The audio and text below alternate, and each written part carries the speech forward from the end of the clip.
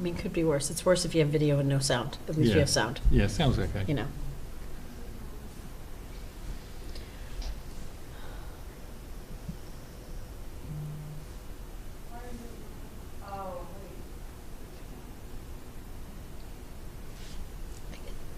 Now it's gray. Yeah.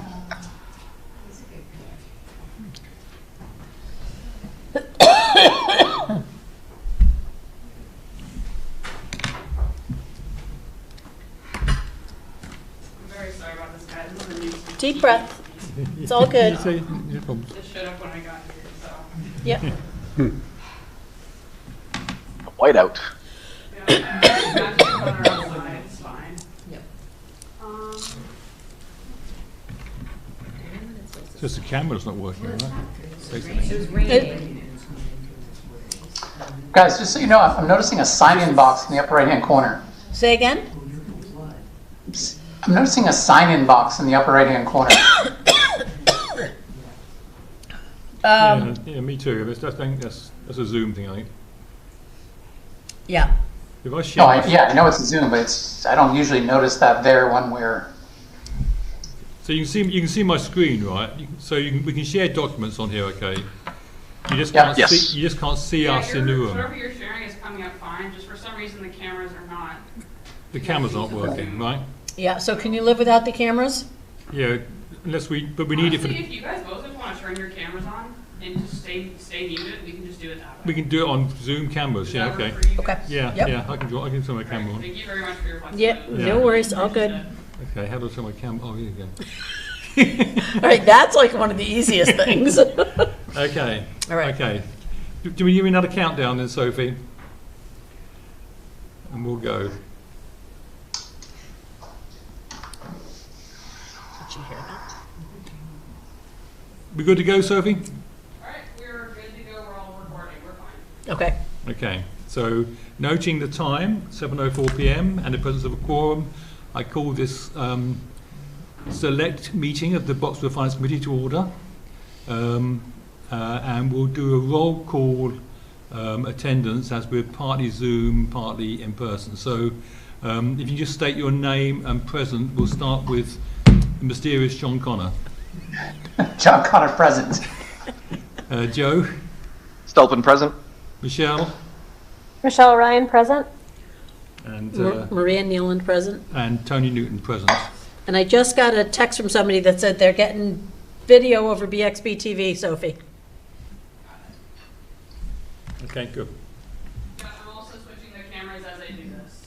Okay. Okay. And I also note we have here Peter Light, Sherry Matthews, Tori, I can't remember the second name, from and Liz Folks from the school committee here to talk about the school budget. And we have online, we have Gary Kushner, and we have Boxborough News, Susan Back. So without further ado, we'll get on to the school committee, or the school budget. So Peter, I think you've got a few slides to share with us, and just to go through a sort of a brief summary of the budget, where we stand so far, and then we can have some Q&A. Sure. I'm going to turn this over to Sherry Matthews, our Director of Finance and Operations, here in a moment to start the presentation. But I just want to start by saying thank you for the opportunity to have us out on this beautiful spring night. And hopefully we can answer any questions that you have along the way. Do you want to bring up the first slide? Thank you. Yeah, thanks for having us here. I'm glad it's raining now and it's not snowing. So this first slide just kind of tells you where we are and what the school committee has voted. And we have a total recommended budget of $122,593,238, which is an overall 4.75% increase. The town assessments for Acton, it is 3.75%, and for Boxborough, it is 5.57%. Our primary cost drivers are our health insurance, which we have finalized our rate at 12.11%, and our special ed tuitions, which are 16.09%. And our goal with this budget is we're trying to stabilize our long-term financial health leverage savings from reorganization to protect the student-facing supports. I just note, John Grieven joined the meeting 7:07 PM. Thanks. No, go ahead. The next slide just shows you our budget history for the 5 years and then our upcoming FY27. You can just see that for Boxborough, the assessments have been somewhat stable except the FY25 year that we had the exception with the override in Acton. The next 2 slides, we break down our budget by character code. It kind of breaks out all the salaries and all the benefits and the different categories that we have. And this has changed since our last meeting, since the voted budget. So these are all updated numbers, but they will change once we have the students in the schools that they're going to be assigned to, and once we have the teachers in the right places. Some of these numbers will fluctuate, but the bottom line will not fluctuate. So I will also put this up on the website tomorrow, just so people have it, so that if they wanted to look through it. But that's what these 2 slides, and as you see from the bottom of the second page, 122, 593, 238, and this kind of shows where the pluses and minuses are. The only thing I want to point out is the very bottom line that says other, the extra $1 million. That money was voted to come out of E&D, and it did not change the assessments at all, so the revenue and the expense offset each other. And we're using those funds for transition purposes, for the closing down Conant and changing the schools. And what my plan is right now we have it in a contingency account, and every time we have to use it for something, I'm going to do a budget transfer that I have the school committee sign off on, so we can keep track of the funding. And that money will not be in the budget for next year. It's not. And that's not the money that, if the state gives you more money, there was something that came up, that's not this money. This is totally separate. That is totally separate, but Okay. the 243,850 is what you're talking about. Yeah. It's, if the state does change the assessment, the Chapter 70 funding in the 243, then that money will go from E&D into the revenue side of Chapter 70. It will not change your assessments at all. Okay. So this next page just kind of talks about our primary drivers, and we have our FY26 budget to start off with. Our health insurance going up 12.11% is $1.2 million worth of our increase. Our special ed tuition at the 16% is going up $755,000. Our county retirement, they've already given us our assessment, it's $238,000 higher.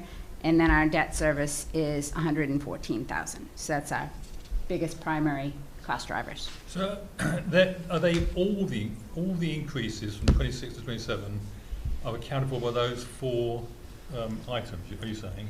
No, those are just our primary, the Okay. biggest cost drivers that we have that I wanted to point out. So the FY26 on the left there, what does that number represent? What is that? Is that 117,029, that's the 054. That's the current FY26 budget, the general fund budget. okay? And then I'm kind of looking at the primary cost drivers, the biggest things that are hitting our budgets. Right. I'm just thinking about the mechanics of this. So if salaries increase, say, from FY26 to 27, Mm-hmm. where do we see that in that graphic? Well, there's another page that kind of talks about what the personnel costs are going up. That's not the exact thing, but if you went to 2 pages before, Peter? See all the ones on the left-hand side that say like 01, 02, all those salaries? Yeah. All the way over to the right shows you the increases and decreases of those salaries. So it's all the salaries together is the total increase cost. Do you see where I'm talking about? Yeah. So like 1.2 million increased in FY27 was for. And then 171 decrease, so all Right. of those salaries together are the personnel cost increase. Right, but in terms of the graphic you just showed us, I'm not quite sure where we see that, because that shows that there's a chunk of increase for health insurance, a chunk for special ed tuition, etc. But there's no chunk there for salary increases, for example. So maybe Right. I'm just not understanding the graphic very well. It's sort of like, I mean, I know they're the main cost drivers, but surely there's lots of other smaller cost drivers that are also in there as well. These were just the non-discretionary ones, like it wasn't the ones that had to do with contractual obligations Okay, for salaries. okay. I was just trying to point out the ones that Yeah, weren't salary related. I understand what you're trying to get at, which is that most of the cost drivers are non-discretionary items. But yeah, I just want to understand the graphic. But yeah, okay, carry on. Okay. These are more of our legal mandates, our special education. So our out-of-district tuitions are going up 16.09%. The state, the operational services division, they come up with the percentage increase for out-of-district tuitions. The percentage increase for them this year is 3.04. There are also, I think, at least 6 out-of-district placements where they're putting in for new pricing over 3.04%. So we have to account for that. And then So, we're using. I'm sorry, is that accounted for in the 16.9? Yes. Point it is. oh, okay. Yep. Okay. And we're using our full balance of our circuit breaker of the 4.236 million to offset our tuitions.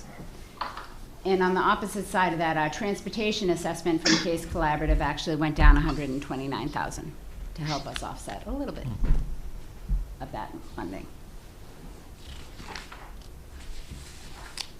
This just talks a little bit about the reorg. So we had to reinvest some of our needs, so we did have to put some new hires in for mental health support, multilingual staffing, and special ed mandates.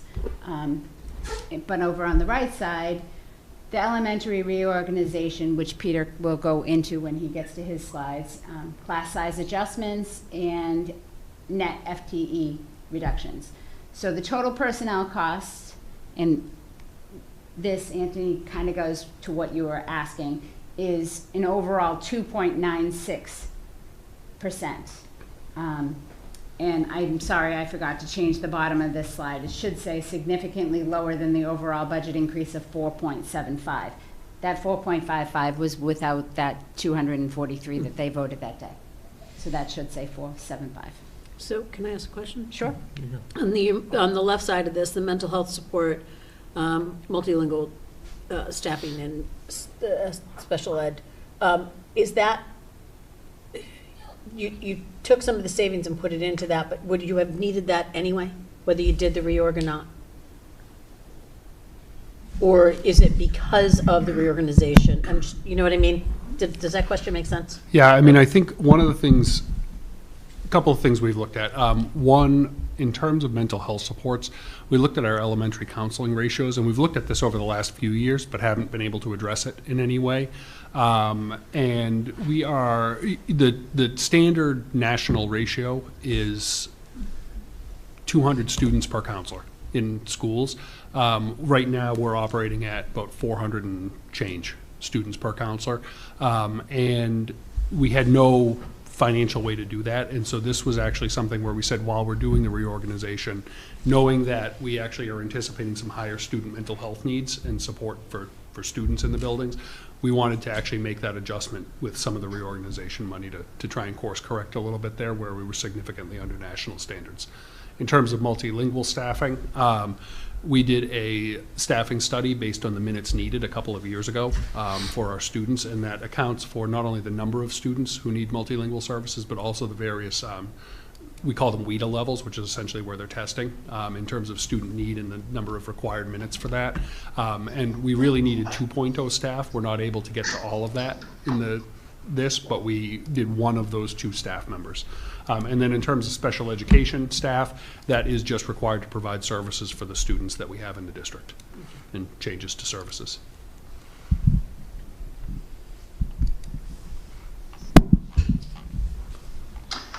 Next page. Actually, I just have a quick question on that. Is that 2.96, is that just salary? That's just salary purely? Yes, Okay, not any benefits or anything like that, correct? correct. Okay, thank you. You're Cost mitigation, some of the ways that we were trying to reduce the budget to help offset this was our OPEB. Normally in the past, we would take our total budget for OPEB in Middlesex County, we would add 6.5%, I think, to it. And whatever our assessment was from Middlesex, the difference would go to OPEB.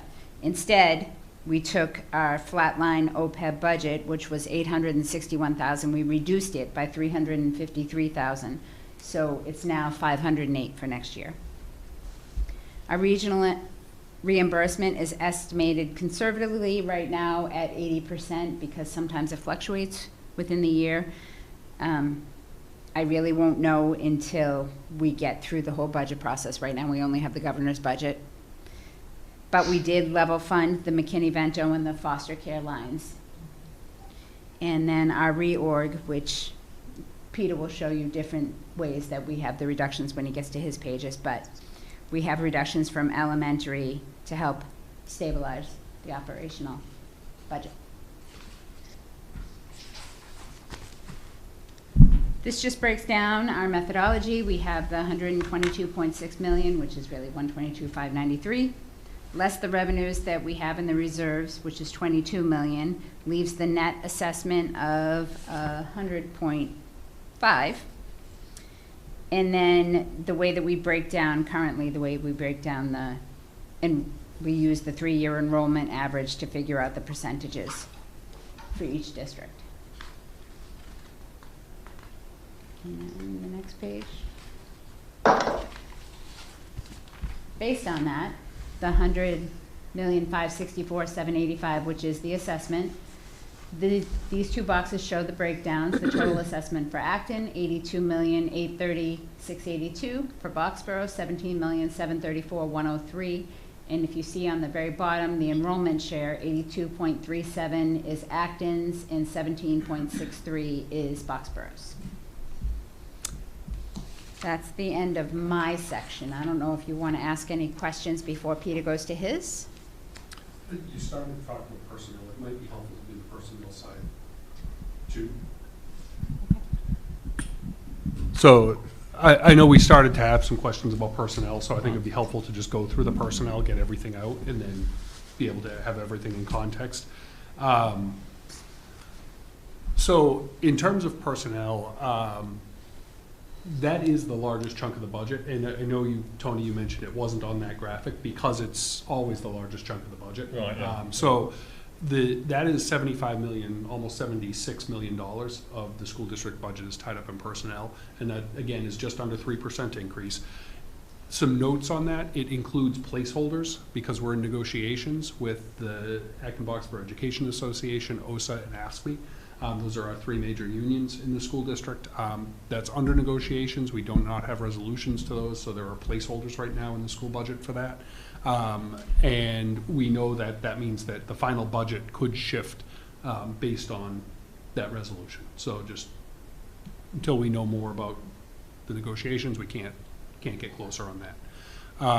AB forward savings, this does also reflect personnel changes in AB forward, and it also reflects the savings from retirements, the natural attrition that occurs in school districts every year, and what we do is we account for replacement staffing at lower salary levels than the staff that are departing. So what happens if the budget, if after all this is worked out, the numbers are actually higher than the budget that's been voted for? Then the district has to make adjustments out of other areas in the budget. Okay.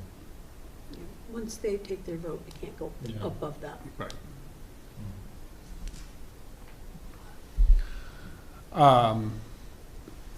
So I just want to talk about what we're reducing first, because I think there's, things can change over time.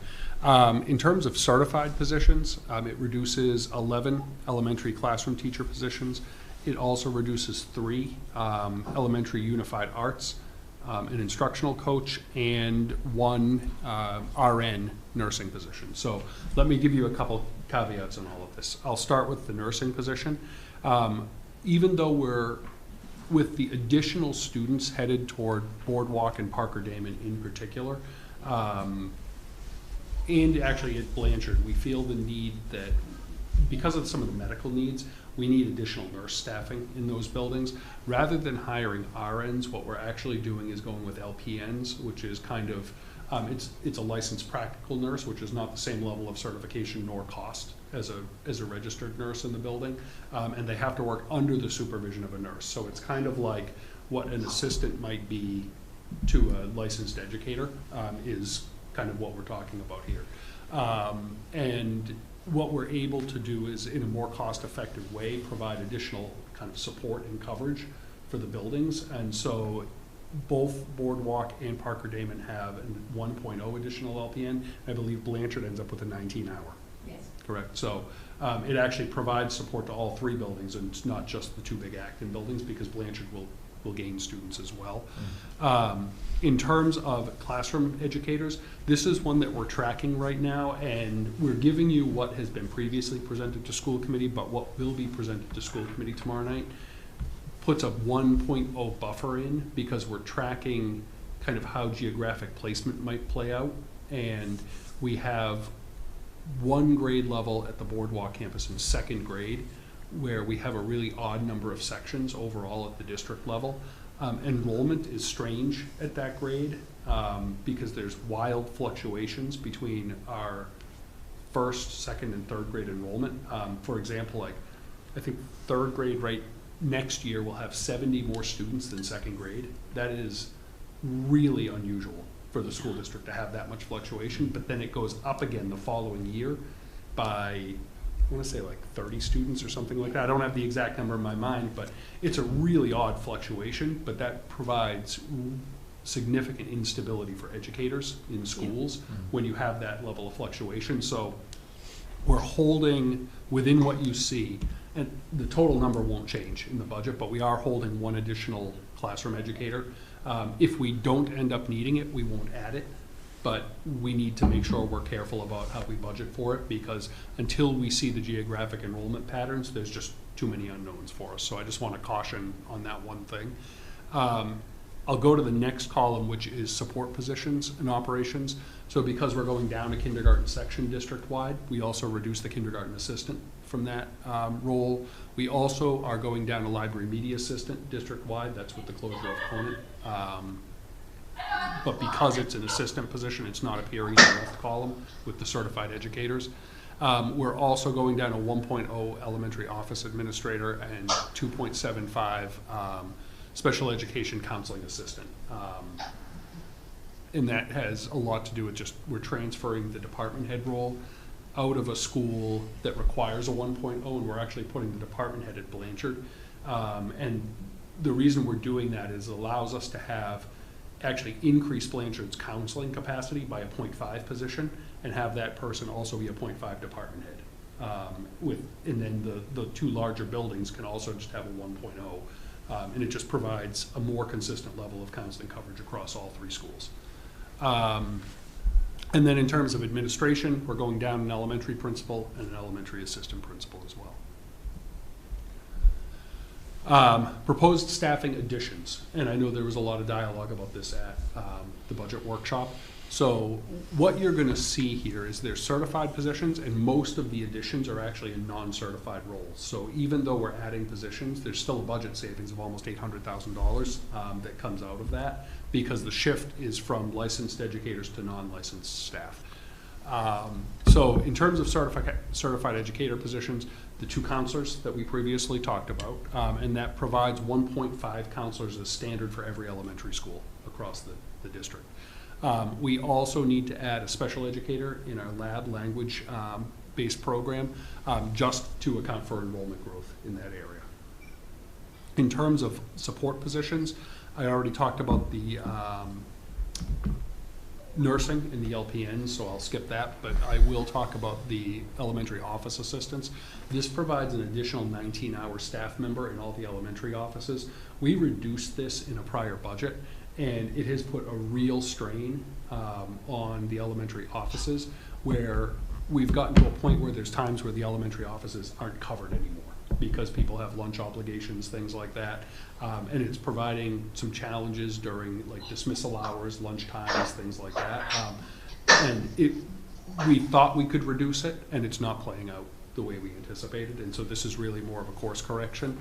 And then the other area that's also a course correction is in looking at a humanities coordinator. Those of you who have known the district for a long time, when you go back, I'm gonna say 5 years, we had 2 humanities coordinators. We didn't call them humanities, we called them, literacy and social studies coordinators, but they were essentially 2 humanities coordinators for elementary level. We also had a science coordinator for elementary. We had a math coordinator for elementary. We also had 2 digital literacy coordinators at the elementary level. And those were all just curriculum coordinators. We've reduced all curriculum coordinator positions but 1, and we currently have 1 elementary curriculum coordinator who's amazing. And it is not a doable task, and it's actually pushing a lot of the work downstream to all of our educators who are working in buildings. So for example, when classroom teachers go to try and access current science curriculum, there are dead links. Things are broken, they can't access resources because we just don't have the staff to actually maintain the support for that anymore.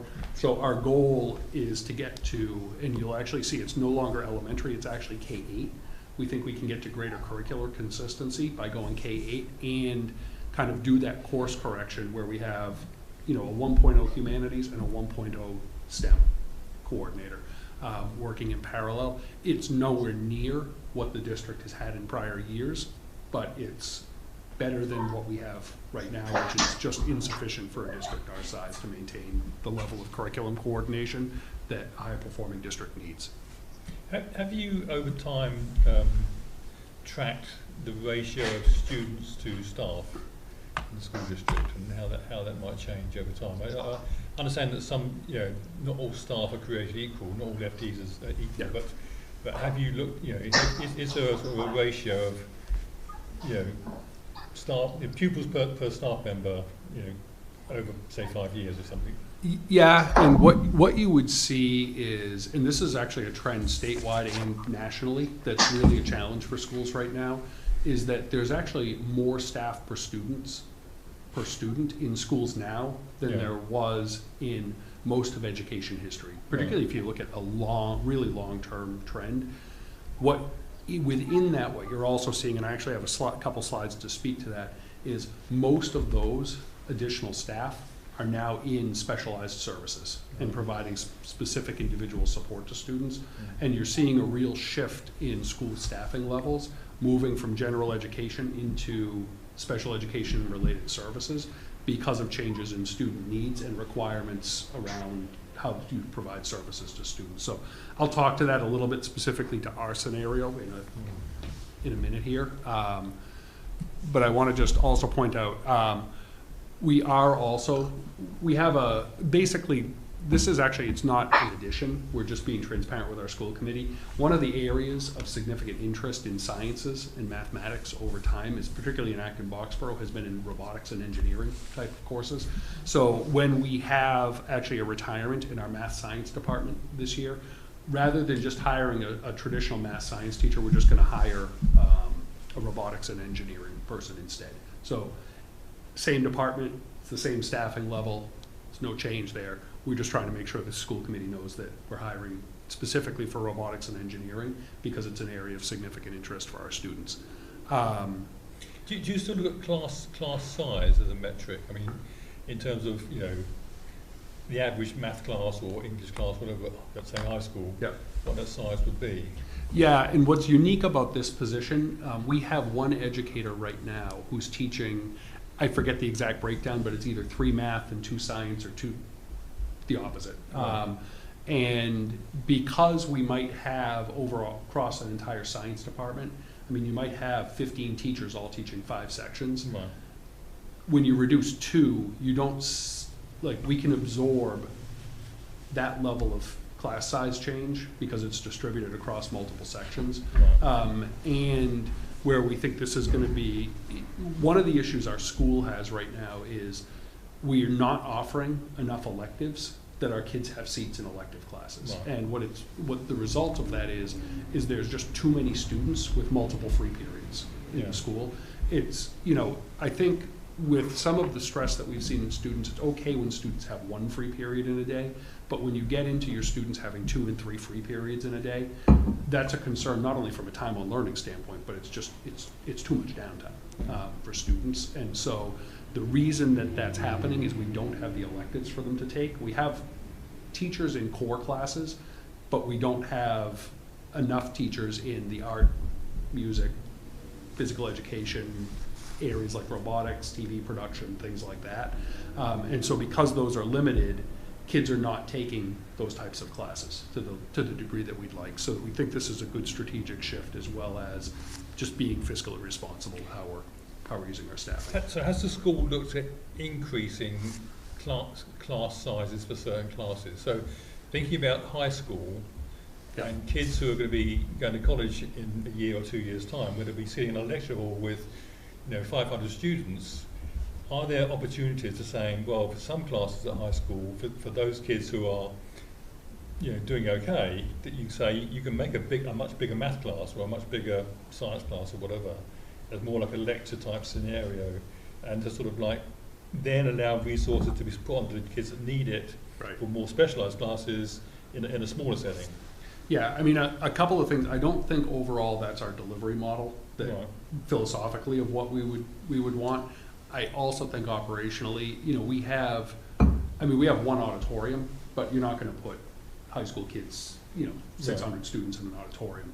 We have one large kind of lecture space in the high school. Outside of that, it's all just classrooms. Right. So, that might be able to accommodate 7 total sections in a high school, but that's not going to significantly change your staffing ratios. After that, you could put, we already have, high school classrooms, particularly like in upper level classes, 26, 27 students in a lot of those classes, because we'll prioritize maybe classrooms with higher needs, Yeah. student populations. But when you start to, and we have some, there's always in a high school going to be some sections of 30 plus Yeah. too, and we certainly have those too. It's usually because there's some scheduling glitch where you're either offering, one section of 32 or 2 sections of 16, and in tight budget times, you just can't afford to offer 2 sections of 16. Mm-hmm. So that's usually the situations where we end up with those really, really high numbers. Yeah, but maybe should do more. Maybe should do more of that. Maybe more of those 30 classes. Maybe it sounds like a good economical model of delivering education. It's been done before. It would certainly make us an outlier Yeah. in the model of delivery.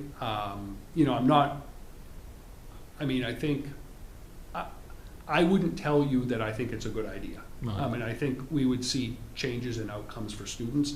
I think one of the things we've been proud of is that we've actually increased the number of students who are now accessing our top coursework, because we're providing thoughtful supports for how students access top coursework. So, for example, we've increased our AP participation rate by 50% in the last few years, and we've had no decline in student performance. So that is a huge win for the high school. We already have pretty robust class sizes there Yeah. that are, in the responsible range. And if we start putting 35 students in a class, we're actually going to be restricting access for kids, because they're just not going to be able to be successful with that level of support. Right. So I think there's a delicate balancing act. I recognize that. And, quite honestly, my biggest caution in all of the budget discussions that we're having is if there's not something that shifts the trajectory of all of this with where our big numbers come in, which are, cost of living increases, health insurance, and some, whether it's tuitions or transportation can vary by year. But if some of that curve doesn't bend, something's going to have to give, and it's probably going to be class sizes over time. Well, yeah. So, it's are we going to yeah, jump to yeah. that because we think it's good educational philosophy? No. But with a lack of funding, there aren't too many places you can go in a school district. Right. And I can understand that at the elementary level, it's probably more important to have that focus on kids who are at that stage, whereas at the high school level, maybe it's there's a little bit more flexibility perhaps in how you do that. Yeah, In and I both think, areas. the reductions we've made over the last several years, if you look back on them, they've been very heavily focused on high school and junior high first. I think because we were really trying to protect some of the elementary and in all honesty, we couldn't change elementary class sizes. Once students are placed into schools, you can't change elementary class sizes, except in kind of a 7-year trend. Yeah. Outside of doing something major to reorganize how students are going to schools. Yeah. And so, you know, I think that was a lever that we pulled this year because there's just really not a lot of other places to go. And so, you know, I think as we kind of grapple with budgets, we're just trying to be thoughtful about not only focusing on, like, you can't just say you're gonna make all the high school classes 35 students because sooner or later something's gonna give there Yeah. too. And so we're just trying to be thoughtful with how we look at enrollment across all the grades. Right, okay. There's some other smaller increases that you'd see in the staffing. Reading teacher, we need to provide additional mandated support for high school students in reading instruction. That's not something that traditionally Acton-Boxborough has had to think about, but that is a new paradigm for us, and we're required to do that. BCBA is a board certified behavior analyst. That's a special education position that's required to provide services for students as well. And then special education assistants, those are required for student services, as are the ABA tutors. And that is because some of these positions, the BCBA, some of the special education assistants and the ABA tutors, are because we have more students moving into our junior high pathways cohort. We had a decline in junior high enrollment because we had a large 8th grade population last year that moved to the high school. But rather than maintaining our current, the junior high staffing level, we actually moved all those staff to the high school with the students. But now that the kids are coming from 5th grade to the junior high, we have to restaff a lot of that program. And so that's a lot of the special ed positions that you're seeing are to respond to changing cohorts over time and kids moving up through the system. Can I ask a question? Just when you say that there's not enough electives, how did we get there? I'm just asking. Like, how did we end up in a place? Because when my kids were there, and I mean, it was, Julia graduated in 27, so 10 years Yeah. ago, there was plenty of electives for them. I mean, it was actually, take a free period would be nice, because back then, nobody, that was not a thing. Everyone took as many classes.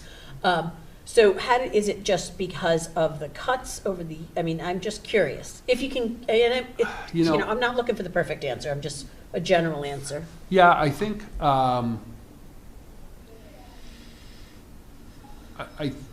think overall, I actually don't have this as a quantifiable answer, to be honest. I don't want to pretend. I'm going to just speculate. My gut is there was a period of time when staffing changes were happening, and I think, and I remember Marie talking to this a lot, that at one point AB had some of the highest class sizes in the state. When I first got on the committee, which is ironic because this conversation you just had. Yeah, right. I'm like, we can't go back there because we spent history, years getting to a place that wasn't that bad. I know. And that is going to, that is the story of Acton-Boxborough and the tax base here. It's just, and that's what happens when you have high taxes and limited state aid, is you end up in these cycles. I think what happened is there was a prioritization over time of trying to bring those class sizes down. And I'm not sure what the trigger was, but I think probably in those highest years of some of those really high class sizes, they weren't hiring the elective teachers additionally, and there was a period of time where the high school enrollment was so high that they actually had to have free periods because there weren't enough classrooms in the building when it was designed in order to provide enough classrooms for all the kids to take courses. And so I think over time, we never kept up with the elective changes. And I think, I don't know when in the history of Acton-Boxborough, because it wasn't when I was here, but some point someone said, okay, having kids have 2 periods a day or 3 periods a day is okay, that they're not scheduled for classes. 1, it's a huge lost opportunity. 2, that is not appropriate for high school education. I think we can manage 1 period a day, but having 2 and 3 is just not an appropriate high school level education. And so the problem is in limited finances where we're making reductions, there are very, very limited opportunities to try and course correct that. So I think that's going to be a long road to try and change. I do think it's something that, having talked to Joni a lot, I think when opportunities like this present itself, we want to be able to make adjustments. So, multilingual educator I already spoke to, and the custodian. This is an additional custodian at the high school. We reduced, I think, two custodians at the high school. And we actually eliminated the third shift in doing it because you really don't ever want one custodian alone on a third shift. It's just not safe. So we eliminated the third shift, went to all second shift custodians, cut 2 of the positions, and we're getting, you know, pretty widespread reports that things either aren't getting fixed, the small things, or things aren't getting cleaned appropriately. So it was almost an overcorrection in that area for the square footage that we actually have and the needs of the high school. It's our largest used building, and it just, if we don't address it through staffing, we're gonna end up with more significant problems down the road, I think, in terms of things not being repaired and higher costs. So, so what you're seeing is, in terms of the additional positions, it's either because it's required to provide services that we need to provide, it's a correction to where we've over-reduced in an area and we're trying to bring it back to something that is more sustainable long-term.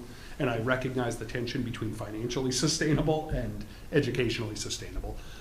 Or there's a couple areas, small areas, where it's just a strategic thing that we're trying to make something better for kids in a cost-effective way.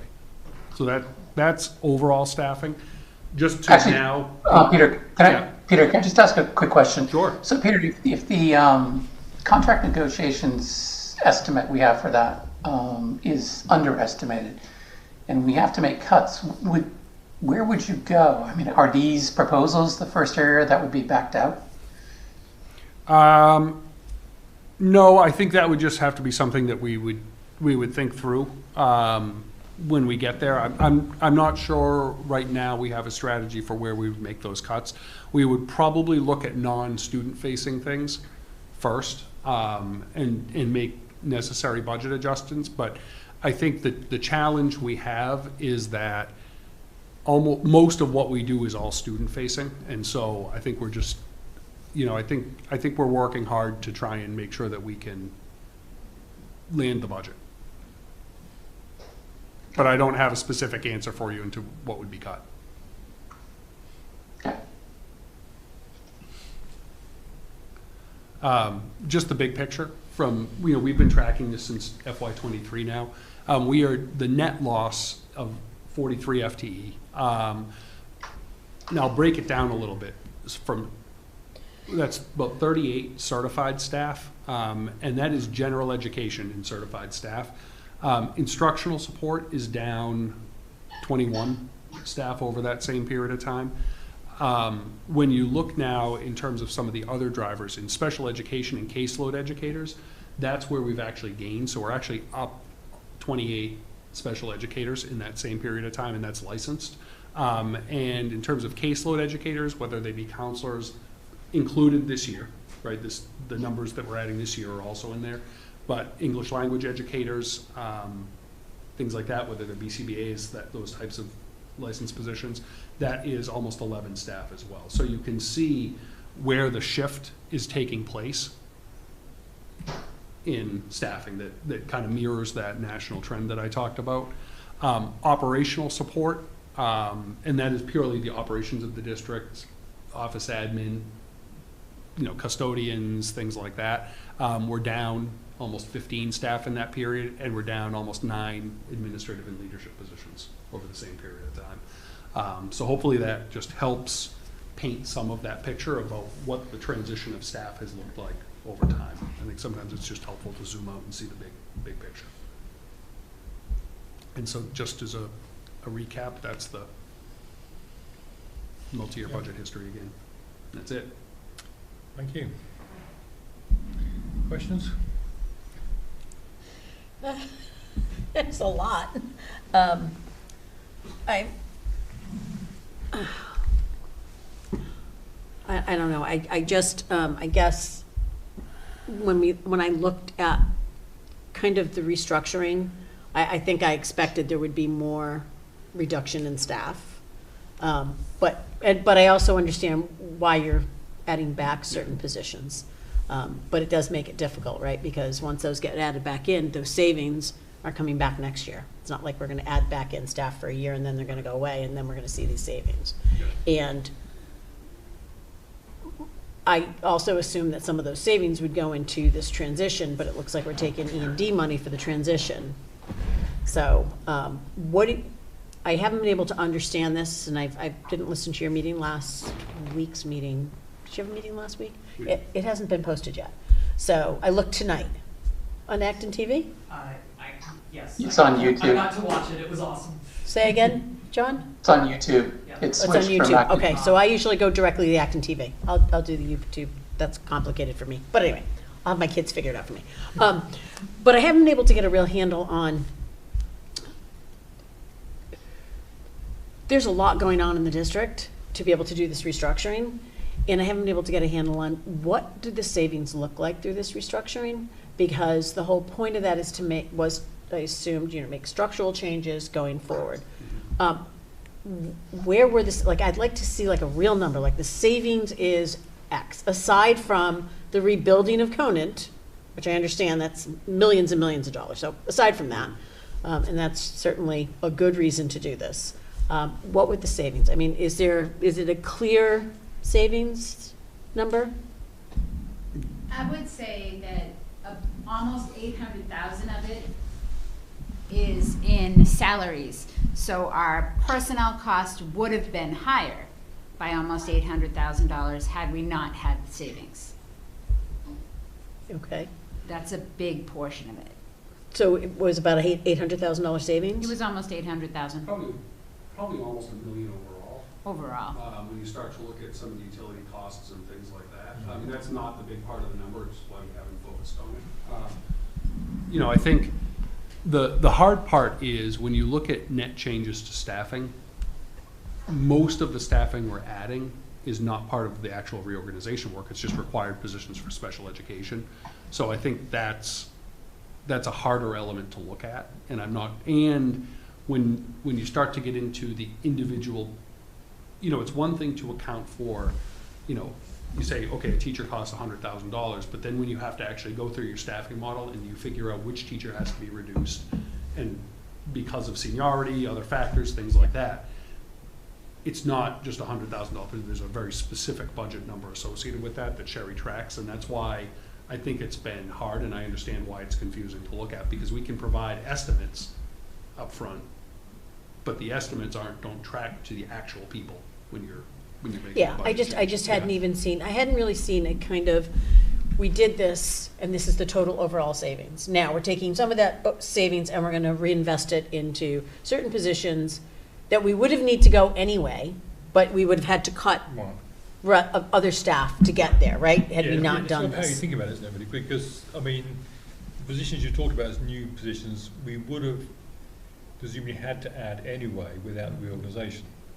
So really, they're not linked to the reorganisation. They're actually just new positions, which were very justifiable, and we need to do them.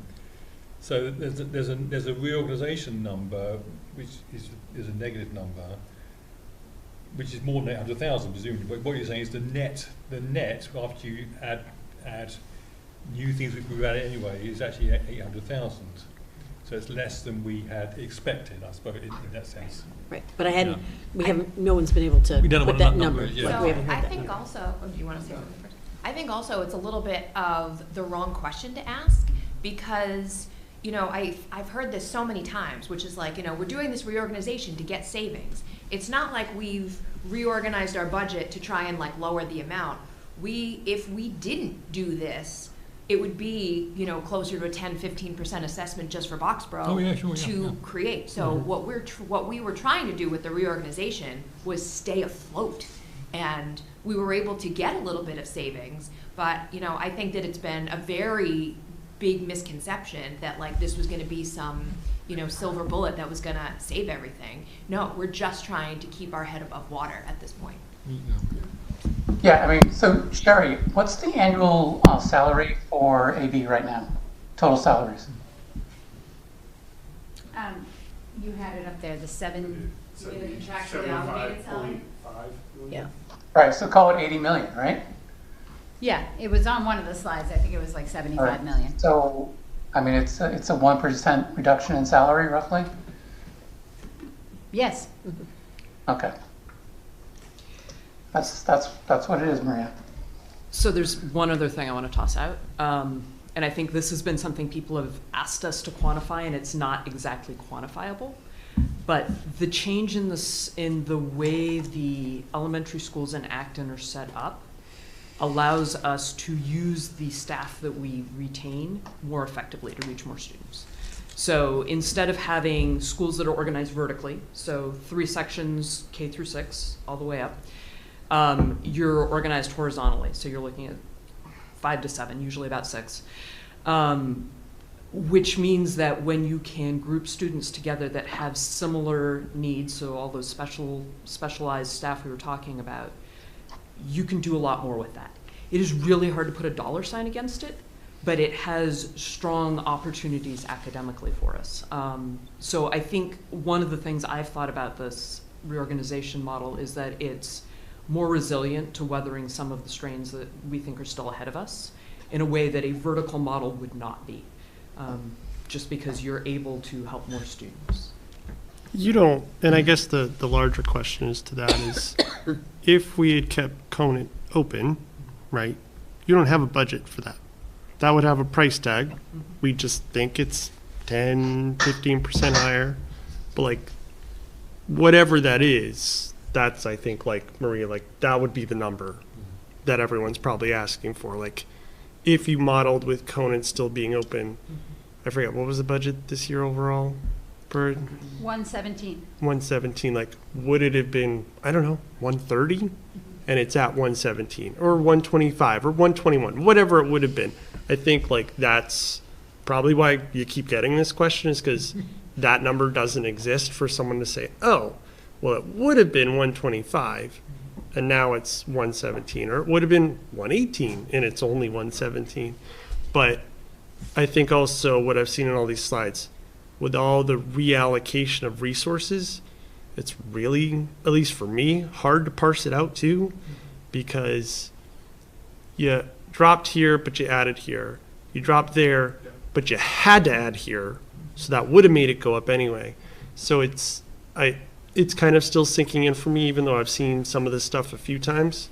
But I think overall, I mean, yeah, it was nice, I think, that we ended up with some savings. But I think that question's still just going to linger, because there is no number out there to just grab onto.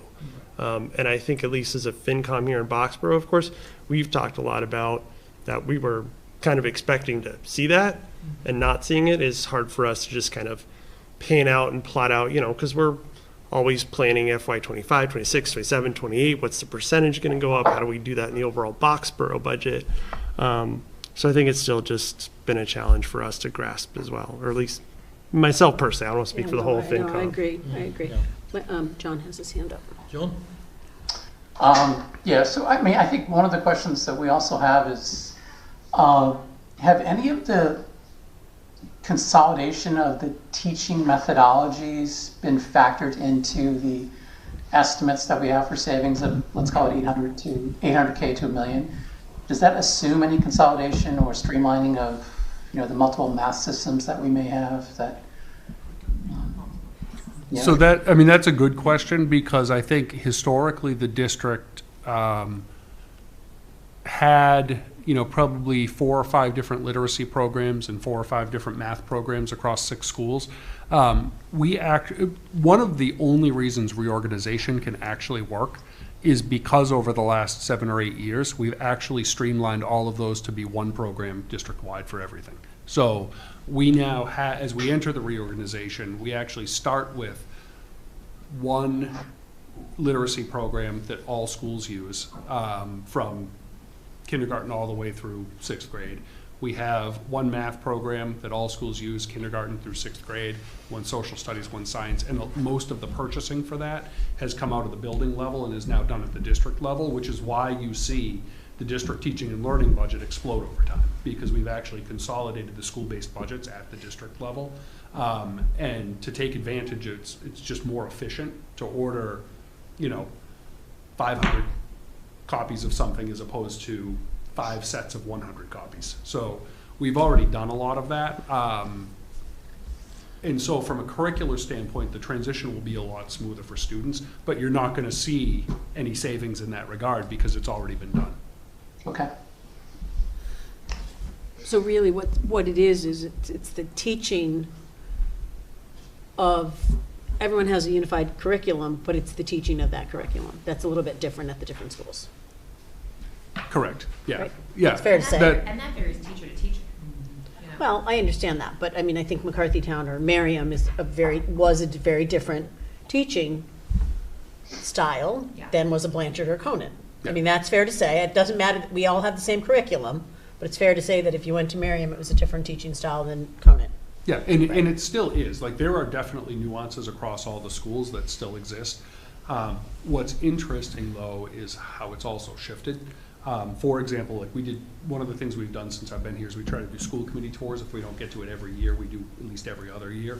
And so the school committee did tours of all the elementary schools in a single day.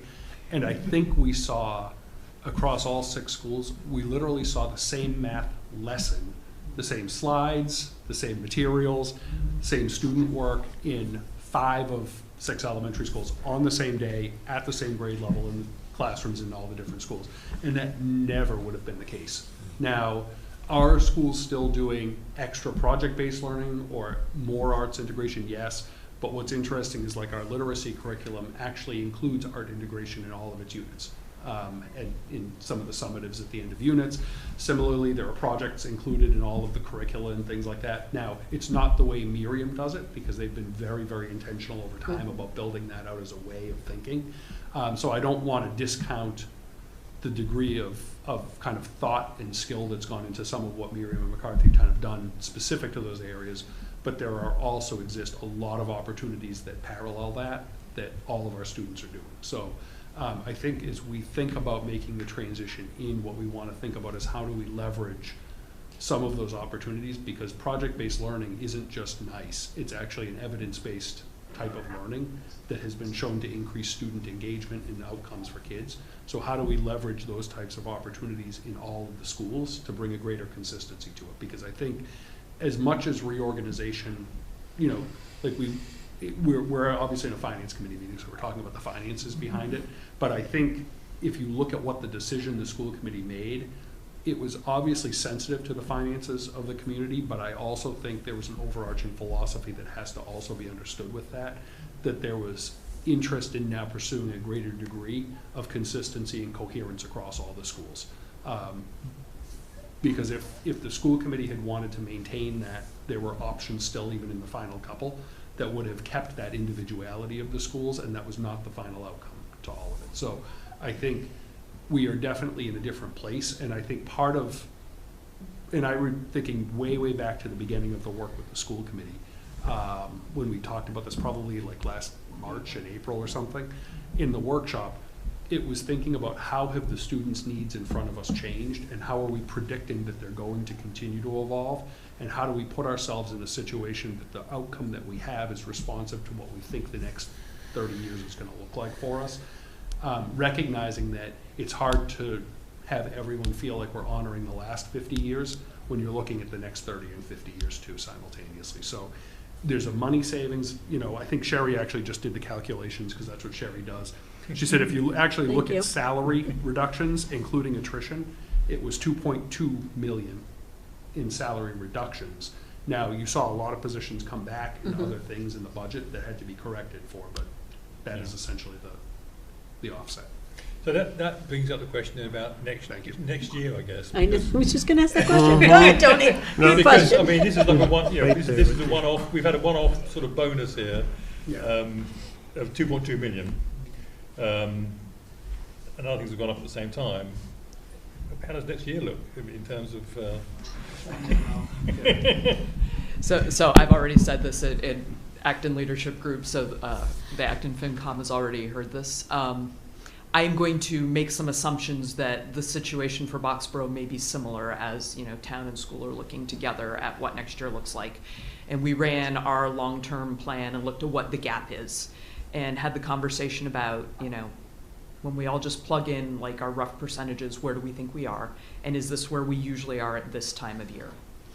Because we're used to going into town meeting with a $2 to $3 million gap, and everyone's like, oh yeah, we can close that. But here's the thing. The way the school committee has contributed to closing that over the past 5 years has been through staff cutbacks. And so one of the things that really has hit home to me this year is if we have pushed our headcount to the point that our secondary level classrooms are as big as we think they can get, and that's what I'm hearing. We are up close to where school committee guidelines are for class sizes. And if this year we made changes structurally to the elementary school so we could do the same thing, we're gonna have actually 3 grades that are slightly above what school committee guidelines are.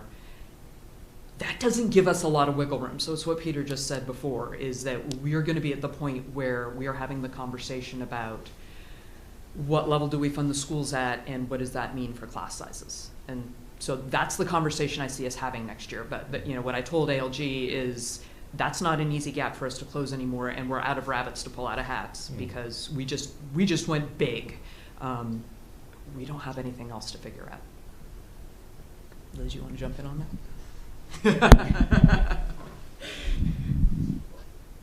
Apparently Liz really doesn't want to jump in on that. So it's going to be an interesting year next year, I think, for town budgets and school budgets, I think. Yeah, I think, you know, obviously we want to continue to advocate for more state aid. I think there's a reality that we've started to hear from legislators that even if the state does redo its Chapter 70 formula, we are not likely to benefit from it. If anything, it might not be great for us. So I think continuing to advocate for, you know, kind of minimum state aid and increases to minimum state aid is helpful, because if it increases one year, that at least builds the base up of the state budget. In terms of the expense side of it, you know, I think the biggest challenge is, like, you saw what the drivers are. If we don't bend those curves, it's not going to change the situation but I think, of the district much. But I think the questions facing the school are similar to ones facing the town, which is, yes, we have these mandatory costs that we can't do anything about.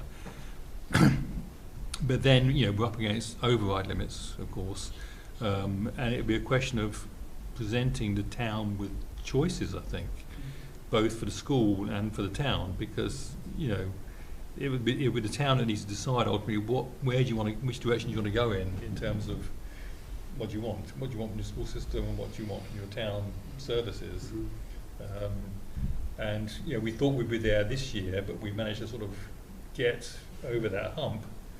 But next year, I think we're definitely there in terms of having to sort of like have that hard conversation that says, you know, we as towns need to decide which way we want to go with this. Yeah, can I put one thing on your radar too? Just kind of in that regard. No, high school rooftop units is a significant project for us, and I just, every time I have an opportunity, I just want to make sure it's on people's radar. The high school rooftop units, it's not even all of them, but 11 units need to be replaced to the level of we're actually keeping them going in the summer with like garden hoses and sprinklers and bungee cords. Like, and I'm actually not joking. That is how we keep them running. They're well past useful life. They need to be replaced. We've known about this for a while. We actually have set aside a significant amount of money in our capital account. So we have about 2.5 million, which is largely from the tax rebate we got out of the geothermal wells from Boardwalk. And we actually just directed that right off to that purpose. We also have a commitment from Mass CEC for $500,000 toward the replacement of those, but it comes with a timeline that it's going to have to be done by the end of next year, right? Yeah. The end of 27? Yeah. The end of 27 fiscal or calendar? Yeah. It has to be done by fiscal 28, so by July of 27. Okay. So that's something we're That's tracking. really smart. And there's likely still going to be some funding gap that we're going to have to figure out to try and get those done, because it's probably a $4.5 million total project. And like done, like installed, paid for, invoice, like all that, like. Not necessarily completely invoiced. but most of the work done. I think they call it usually like substantial completion Okay. is the standard. But like they'll be installed and everything, so it's, yeah, okay. Yeah. It's not just getting quotes and having a bidder. No, you have to actually have You made do the progress work. and have materials like, Yep. usually on site at least. Okay. So how do you plan to get that, I'm just curious, is it like a bonding thing? It could end up being that there's some gap in there that we have to bond, but my gut is we would at least be able to come to people and say, look, we have, 3.5 out of the $4.5 million set aside, but we need to bond $1 million of it. So it's sort of like, it's like a special town meeting type thing. Yeah, so I was gonna say, Yeah. timing-wise, I think we would you try and can't time wait it till for next May, Yeah. can you? Do you- Yeah, no, yeah, you can. So the budget, the capital subcommittee last week voted to bring forward, they're going to bring it forward this Thursday, to have the school committee vote to put a bond on next year's warrant. Yeah, so a Like town year meeting. from now. A year from now, Right. not now. Right, To bond up to $5 million for capital projects. right. So that is what they're going to ask the school committee to vote on Thursday night. So up to $5 million. So it's not just for the rooftop, then you're adding other stuff to it as well. There's some wheelchair lifts that are safety-wise, and then the turf. I think the turf field, there's The certain lower parts of it. fields? Yes, there's certain parts of it that need to be replaced, not the whole thing, but there are But certain we still have parts. debt on that, right? Don't we still have about 1.9 in debt in that? That debt will be over at the beginning, I think, of fiscal year 2030. I don't have the debt schedule in front of me, but I believe it will be over in 2030. But yes, that was part of the 7 million that they took out Yep. back in, oh, do you have it? But you said town meeting next Next year. year, so like May, and we gotta get installed by July. We already Okay. have funding to do first and second stages. Okay.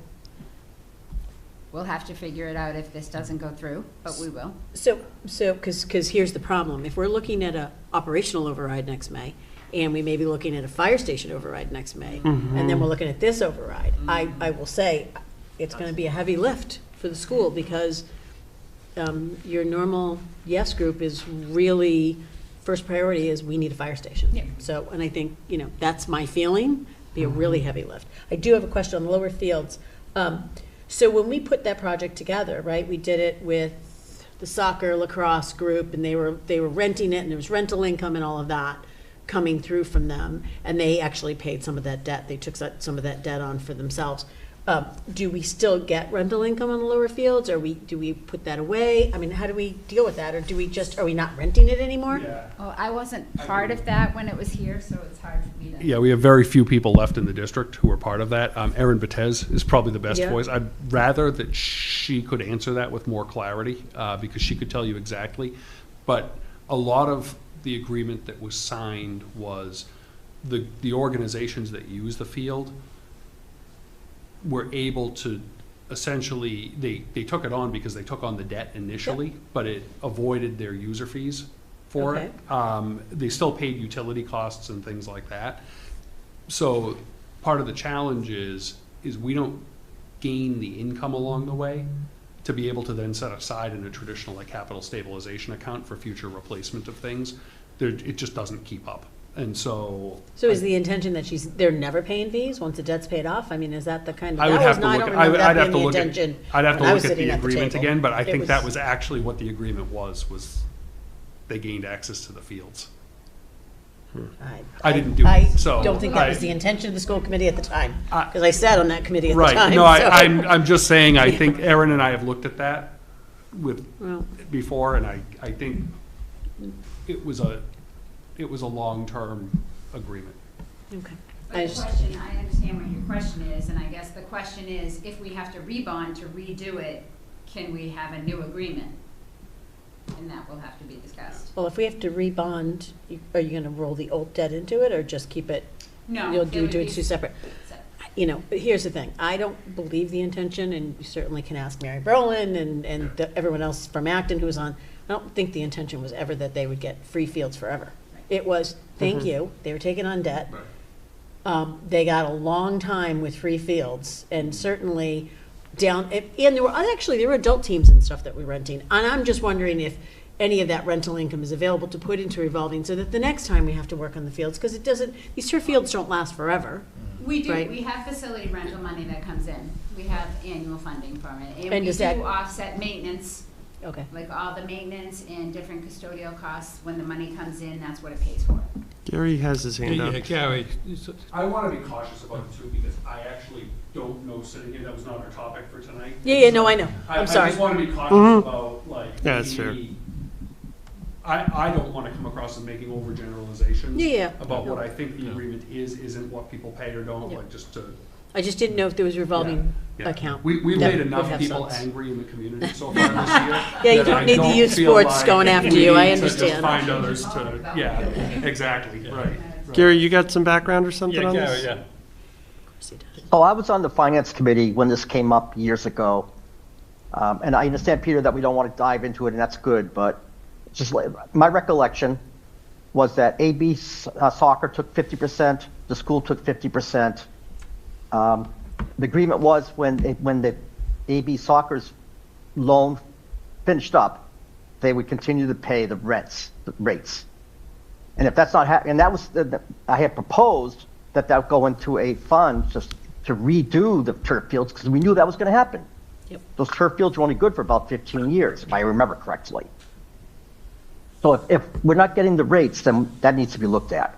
When I say rates, I mean the revenues from AB, soccer, lacrosse, all the other sports that are using the fields. So Yeah, I and we need to take a deep look at that one. I'm relatively certain they're paying the rates that would be stipulated in the lower fields agreement. But I don't think that's enough to keep up with the fields. I'll talk to Erin. It might not be, but we should find out where that's We'll certainly explore it more going. and bring it to capital sub and school committee and work through the process. Yeah, Okay. okay. I'm good. I'm good. Michelle, Joe, John, any more questions? No, I'm good. Actually, can I ask one question? Sherry, so what's a number you guys are putting in for 28 in terms of schools? In terms of the bond, No, in terms of overall. Budget. Operating. Yeah, FY Operating. 28, not 27? yeah. Correct. Well, didn't you have a chart, like at one point you had a chart that Yeah, you showed had a chart. 150 at We did. 2030? Peter's So gonna. I will show you what we presented at budget Saturday. It has not been updated with the current budget numbers for this year.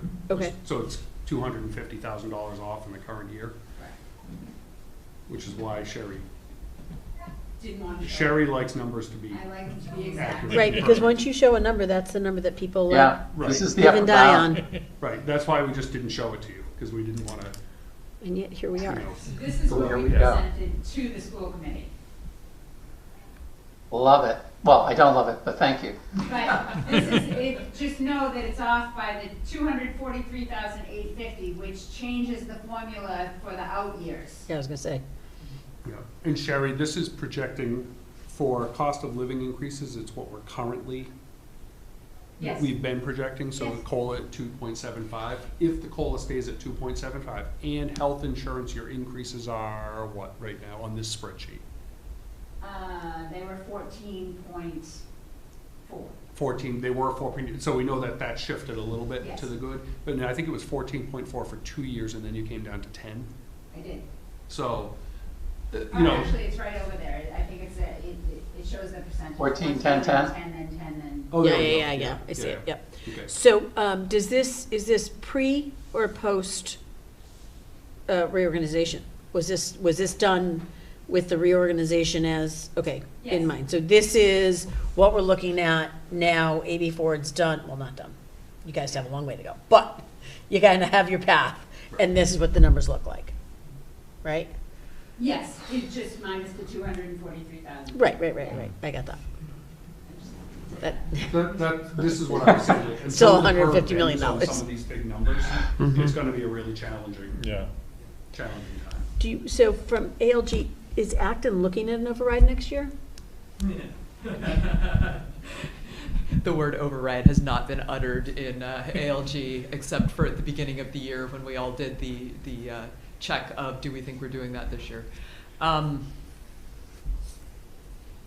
I don't know. I think we all have kind of looked at each other and said it's on the horizon somewhere. But We you don't know still if it's next have year. 1.2 million in untaxed levy that's out there. Same situation dealing with need for facilities. There's the DPW. I think they've worked some things out. That's moving forward. That should be probably going. I don't know if that's on the ballot this year, if that's on the ballot next year. I mean, so we might all just be having a grand school facilities party in Acton and Boxborough next year. I think we know it's going to be tight. We might be looking at kind of the same thing you were looking at this year. You know it's coming, and you're just. Well, if they got $1 million this year, then they're pretty close. No, I know. We were all ready to have to come out and yeah. Oh, well, and I think the reason we didn't, let's be honest, the reason we were able to avoid an override is because Acton couldn't afford much more than a 3.75% increase. So that, so I guess I'm sort of looking and seeing if there's We're is worried. that what we're looking at? How's that? We're worried. We don't know. Okay, No commitment, no hard conversation about that yet. okay. Yeah. Okay. John? Sorry, one last question. So this is for the consultant, and it really drives the numbers that we were just looking up. Can you ask him, or can we ask him, how he's going to model the future allocations between the town in terms of his projections? Because we've looked at the numbers and they're just, some of the conclusions are totally wacky. And it would be very helpful from us from a few years out projection perspective to get an idea of what he thinks the population shifts are going to be. And they actually do come into play in terms of what he's doing. Are you Does that talking make about the sense? NASDAQ enrollment numbers? No. No, that could be the enrollment between Acton and Boxborough. Yeah, and how your the ratio consultant for might your change. transportation, who said in his presentation when we were there that he was gonna look at enrollment projections, and so I guess that's what you're talking about, right? Yeah, That exactly. consultant. Okay. The Where is he enrollment and how is he going to projections- calculate those numbers? So the enrollment projections came directly from NASDAQ. And so NASDAQ does traditional enrollment projections for you based on, changes in school enrollment. And then we had them go out this year and do a much more in-depth study that reviewed all the more relevant census data from recent years. They also did, looked at all of the housing starts, where multifamily housing sat. They actually looked at any multifamily housing that was being built and did a count of bedrooms in all of the different units, and how many one-bedroom units, how many two-bedroom units, how many three-bedroom. And then they looked at, of those, in the trend in all the industry, if they build a one-bedroom unit, what percentage of one-bedroom units have kids in school? What percentage of two-bedroom units have kids in school? And that's how they did all the projections that fed into what the current transportation and geographic zones person is looking at. So Dillinger is not going to make their own interpretation of the data, or? The only thing that they've done is they've gone to my understanding, the only thing they've done is they've also looked at what parts of Acton and Boxborough are seeing increases and decreases in school-age population. Because it's actually not, it's not binary. It's not just all of Boxborough's increasing. There's actually a very specific corner in the southwest of Boxborough that's seeing an increase in population of school-age children, but it's not the whole community. Similarly, in Acton, there's parts of Acton that are actually growing, and there's massive parts of Acton that are actually shrinking in school-age population. So they're trying to look at how has that played out over time, but how likely is that to continue, and that's part of the school committee's presentation.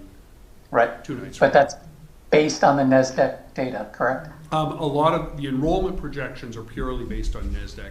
They're also looking at population changes to try and create durable geographic boundaries that can last 10 years. So taking into consideration things like the MBTA that you guys have going out by the train station down there, right? And what those units would be. Because we did ours, and if everything, like all the condo units that are already there and the rental units get sold and knocked down and rebuilt, we only gained 23 units.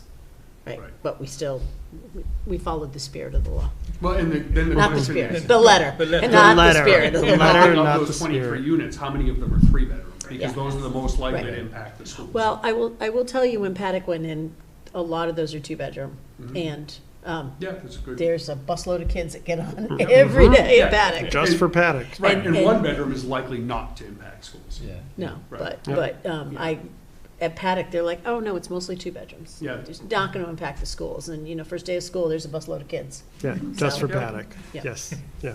So, Yep. did you find the southwest corner? No, it was in the survey that Oh, I'd have to okay. find on my phone. Darn it. Yes. So that's a lot, I know west is that way, I just don't know what, I, You know, I, it's Paddock. I can Oh, show it's you the that Cotton map Hill. Yeah, later. there is so much information flowing Yeah. right now. I absolutely understand it's hard to track it all. Like, I Mm-hmm. have empathy for families because in order to engage families, we have to keep giving them surveys and information. Mm-hmm. And it's important that people have a voice, but yet I also know I think it's information overload for people right now. you guys know this, parents are just beside themselves, Yep. right? In both communities. Yep. Because it's just overwhelming. This has been, it's overwhelming for me, and I sat on school committee for like 13 years. And I was like, I don't know, you send a survey out, I'm like, I don't know how parents are supposed to fill this out if they don't really understand it. And I barely understand it, and I understand it. So, it's a lot for the parents, but Yeah. you guys know that, and, thanking God I'm not at that table when I'm at this table. So, Okay. okay, thank you. Thank you for coming in. Thank you, guys. Peter. Thank you. Thank you, All Tori. right, thank you, Thank everyone. you, Much Sherry. appreciated. Thank you, Liz. Drive carefully. Yeah. it's Do we messy need out there. Liz for anything? We don't, right? We just got the school update, so she can go home? Yeah. Yeah, it was in the most recent survey. No. That I took for the school system. I'll pull a map Like, out for my husband. Yeah. It was it was like the slide deck with like 12 or 13 things highlighted the growth areas because of the regional boundaries and That's stuff. the one that I haven't been able to access yet because it's on Probably. YouTube and not on Active Yeah, TV. it's the one with Okay. all the growth and regional Okay. boundaries Yep, and which yep, way yep, they should yep, do yeah, the yeah, yeah. schooling. Okay, good, thank you. It's in there. Okay, so we'll do minutes of the last 2 meetings. Yeah, I saw a couple very minor things for each Okay. one. In the 10th, just Yeah. Hillary's name ends with a Y throughout. You get that, Gary? And then, February 10th minutes, Hillary Grievance name is spelled incorrectly. yeah, it's a Y at the I end. think I think Amy's is spelled with the other letter, so I think Amy Oh, gets Amy's an is spelled I with an and I. Hillary Yeah, gets a so just Y. do a little IY switch.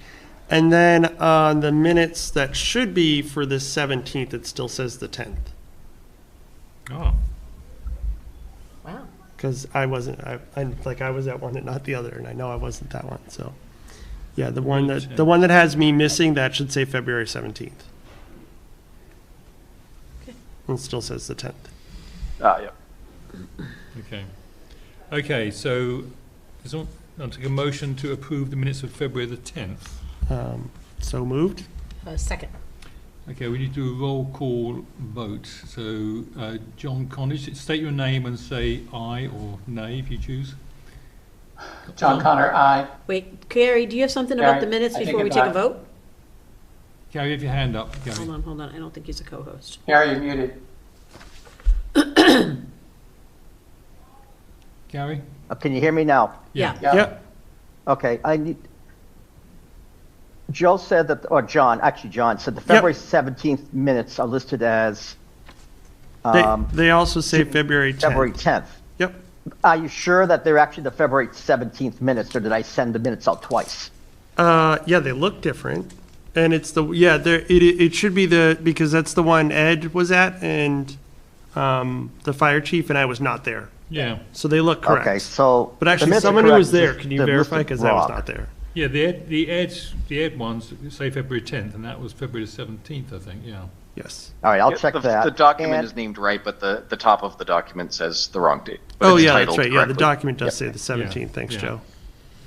All right, so what's wrong then? If the document says the 17th, where did I make the mistake? Because the date on it says February the 10th. In the document, it still says the 10th. Like date, time, In the place. actual document? Yes. Yeah. It says Yeah, the so it's 10th. February 7th .docx, but the top of it says date February 10th. Yeah, I'm not seeing your screen, so I don't know what you're looking at. Oh, sorry, let me share I'll share my screen. How's that? But I just want to make sure I'm seeing the right thing. Yep. Yeah. Okay, so No, here, of course.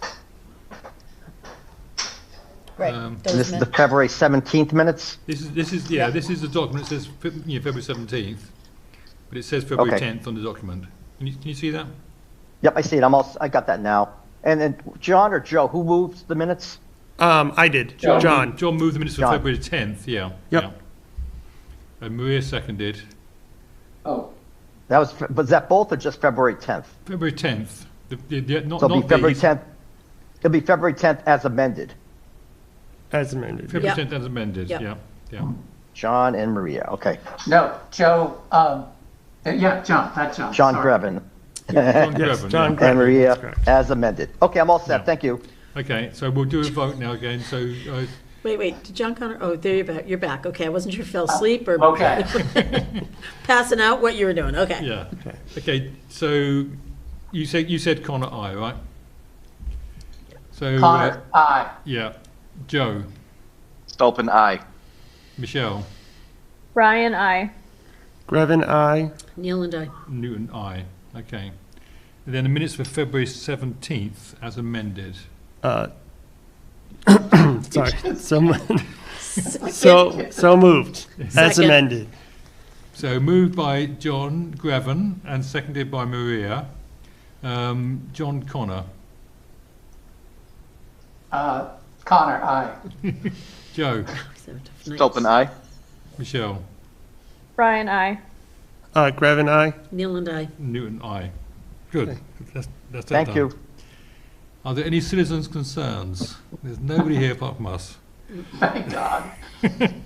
There's no reserve fund transfer. There's no update on the audit yet. Honghua is meeting with the auditor, I believe, on Thursday, she told me, for further discussions. FY27 budget.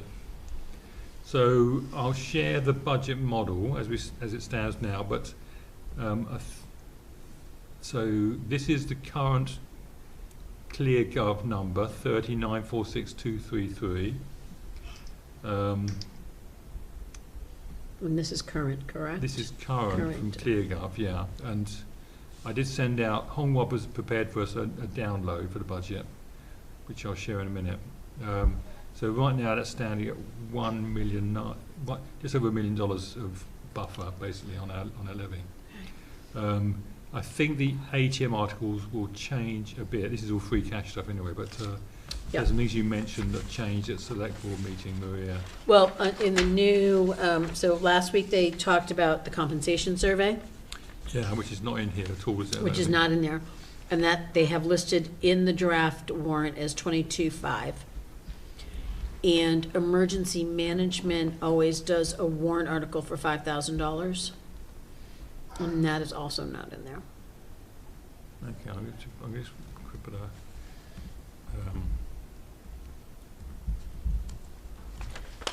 note of those. So $5,000 emergency management. Yeah. And salary survey, how much are they putting into that? 22.5. Survey.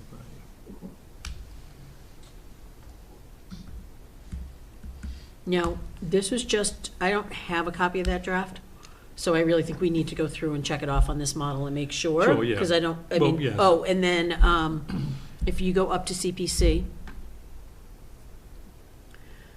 so, oh, okay, It's wait, open space. there's the 25,000, Yeah. right? Yeah. Is there 10,000 in here as well?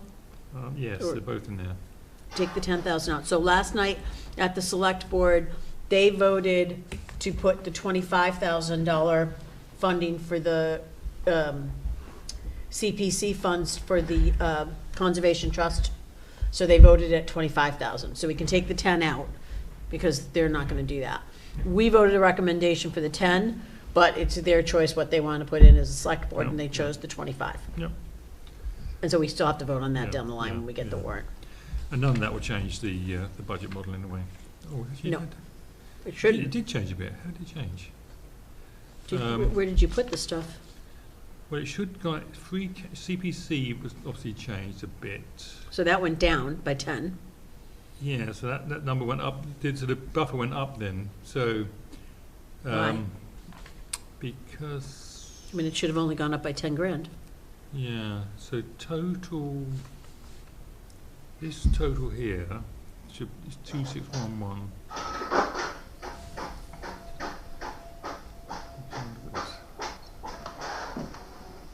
That's the correct number. Oh, I know what it is. But, It's because these numbers here are not oh, calculated. okay. So, Right, because you know what? That's down $10,000 from the report that I printed yesterday. yeah. Which is, yeah, okay, so that's why. Yeah, there's a missing calculation here, so let's see what that does for it now. Yeah, it's the same now, yeah, So it's, didn't change. okay, okay. Oh, shouldn't, oh, no, it doesn't go down because it's CPC money. You see, yeah, yeah. So it doesn't go down, yeah, okay. yeah. And then, I am not sure, there may be a budget change, but I'm not privy to that information. So you gotta Right. talk to Mike about that. Okay. Then we can look at the budget outstanding questions and the voting sheet. So, Tony, Yeah, you know Hilltop only has about $200,000 of excluded debt listed, right? And I know it doesn't include the school, but Mike is saying it's 700,000. So I just want to make sure you're totally jazzed with that in terms of debt exclusion. Say it again. so, sorry, so, what were you saying, John? If you go to your model, Yeah, go back to the model. So go to your, anywhere, do you have the debt exclusion calculation? Or the living levy model, limit? yeah, so we're looking at excluded debt, right? Excluded debt is 770, I think. Yeah, there it is. 770, yep. Yeah. So if you look at Hilltop and you do the calculation on what it is for 27 in their excluded debt line, I only come up to about, I think it's only 200,000, unless I'm doing it wrong. Right, yeah, but if you look at it, let me just stop that and look at the. I know it doesn't include the school, Yeah. but is the school really 500 grand? Let's have a look. So I was looking at the, I think it's the DE1. I've got the right document here. So this is FY 25. Yeah, this is not the right year. I mean, FY 25, we had 885,000 for school debt. It was carried over.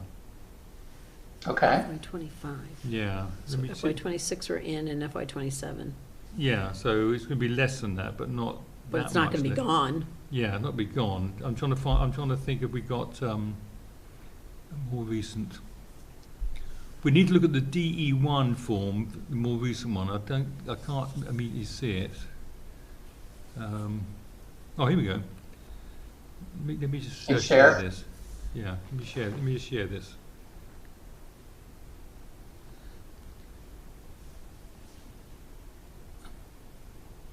No, this is old as well, actually. Well, it's February 26.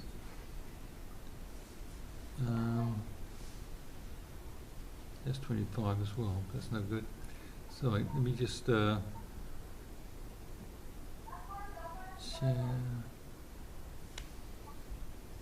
Yes, 26 debt exclusion form. So this is a form that. Stop share.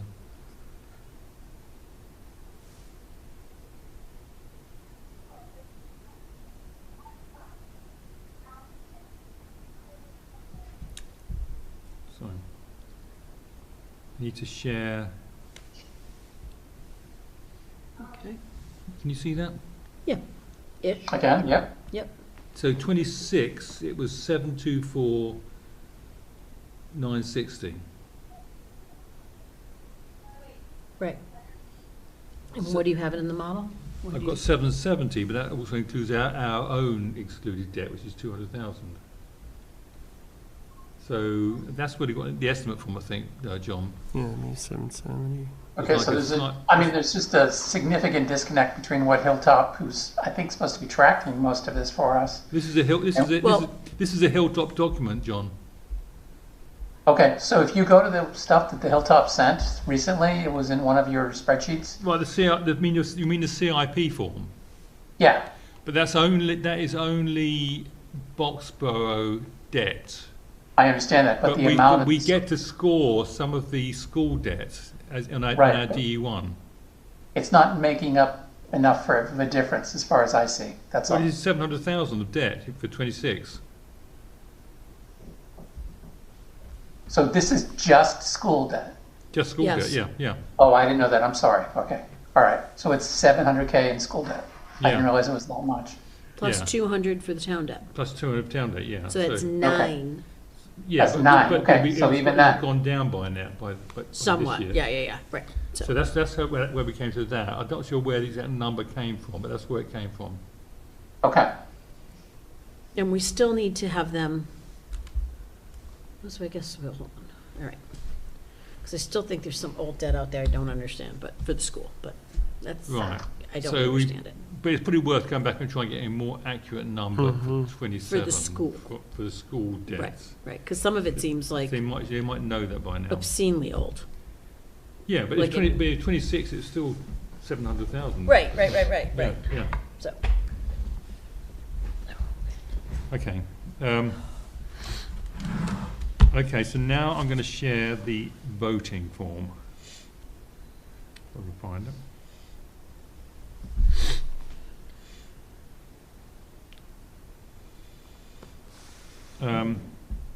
So what I've done here is this download here is today's download. And the only thing that changed from the one we looked at last time was we added 1,000 into town clerk because Okay. Rebecca passed the qualification.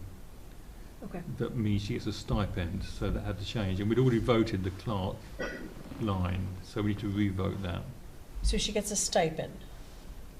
Yeah. So this isn't for us necessarily, we have to revote this, but it is a question because her salary is voted in Article 2 because she's an elected official.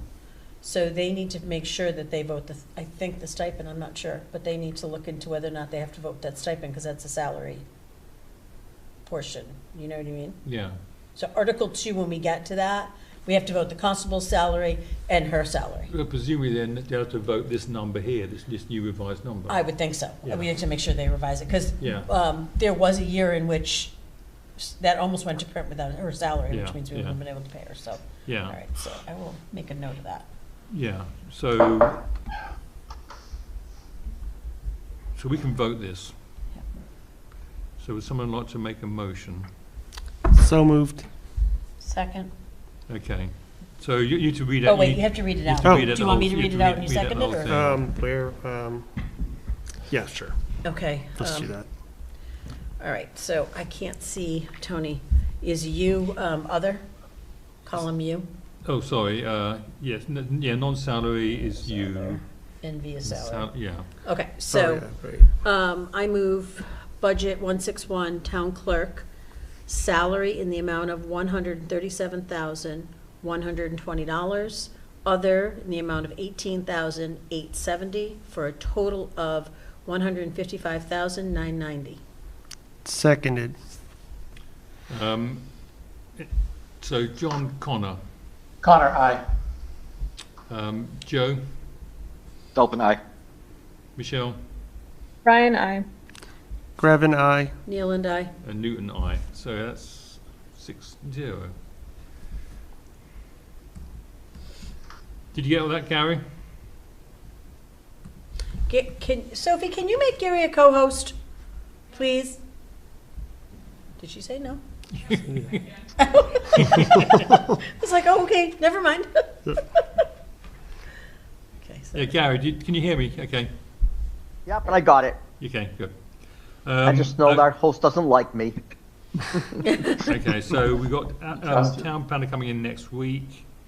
So that's all done. The police budget, we can vote that now, I think, because we didn't want to vote the budget until you were here, John. I want to make sure we're all here because, you know, Right. so, so just in discussion, I want to let you guys know, I'm voting against this budget because of the salary increase for the police chief.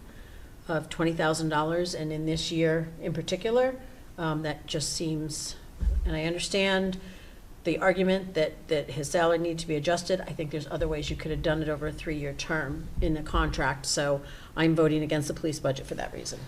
So, I had a couple of just quick questions on that. So when you say that, Maria, meaning like the 20,000 could have been spread over 3 years versus 1 year? Yep, so his contract, Okay. because you know I have his contract. Mhm.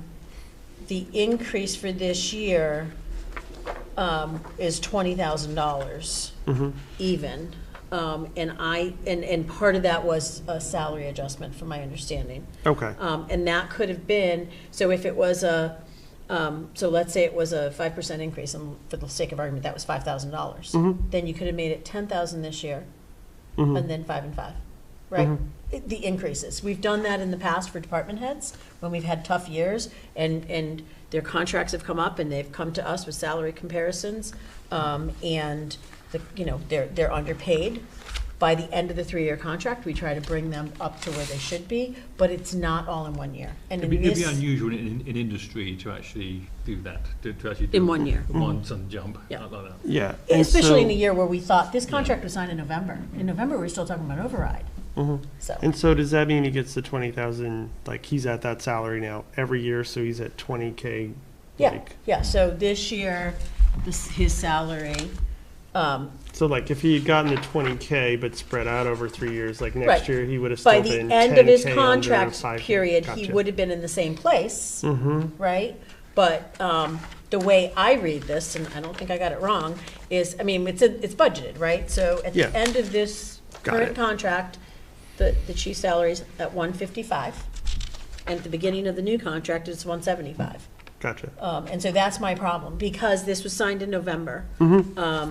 And in November, we were talking about an override. This seems completely tone deaf, and it's, and in a year where we said we are gonna try to be, Yeah, frugal, yeah. And what does a vote against the police, or just a budget in general it doesn't, mean? it just means that, it's on the record, Okay. right?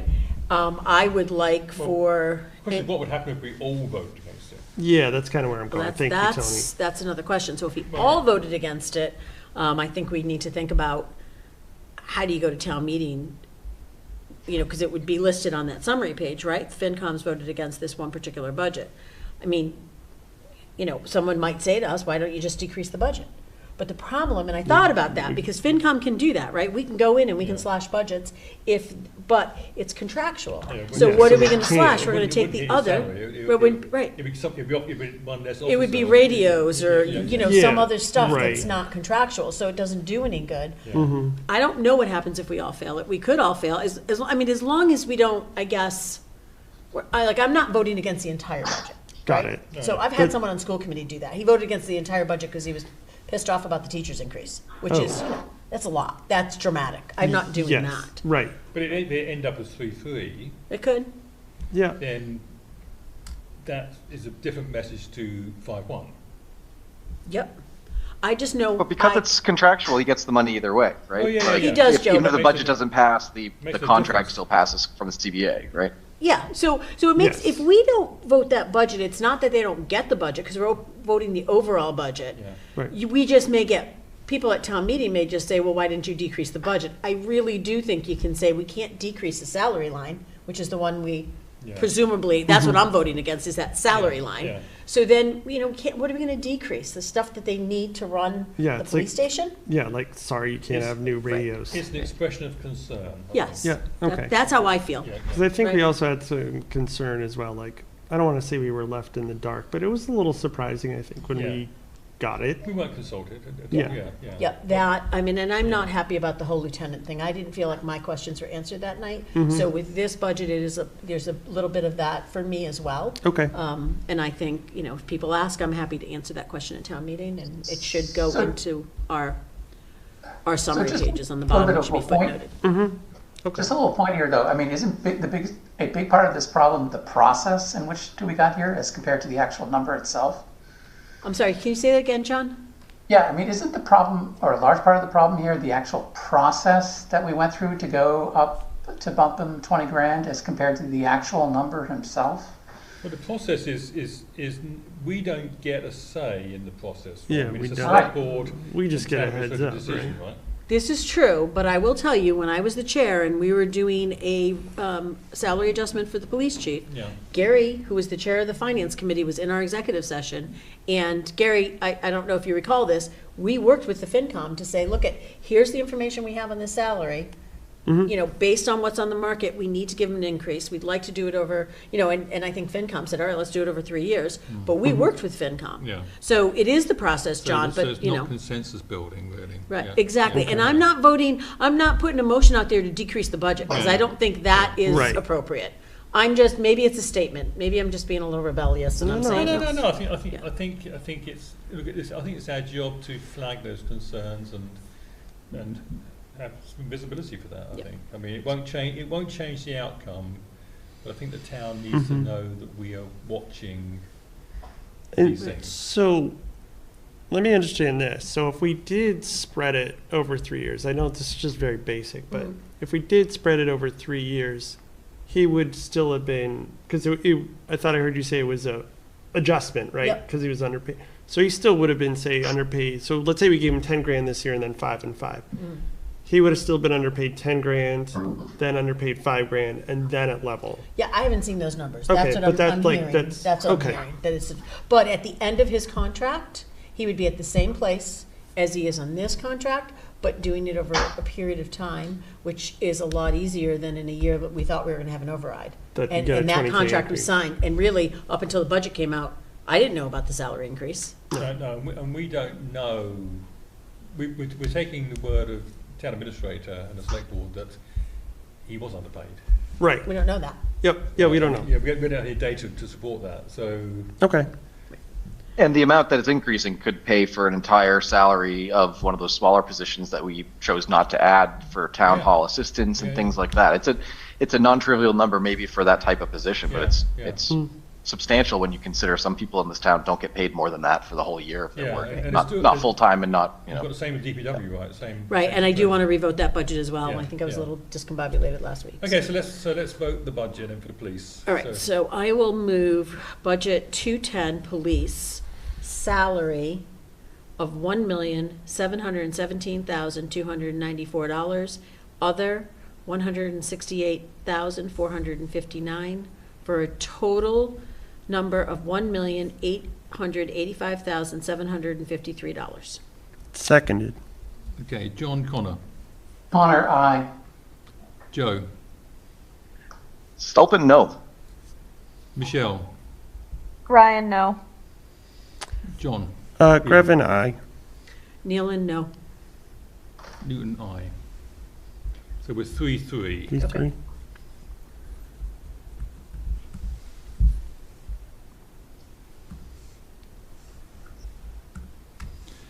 Okay.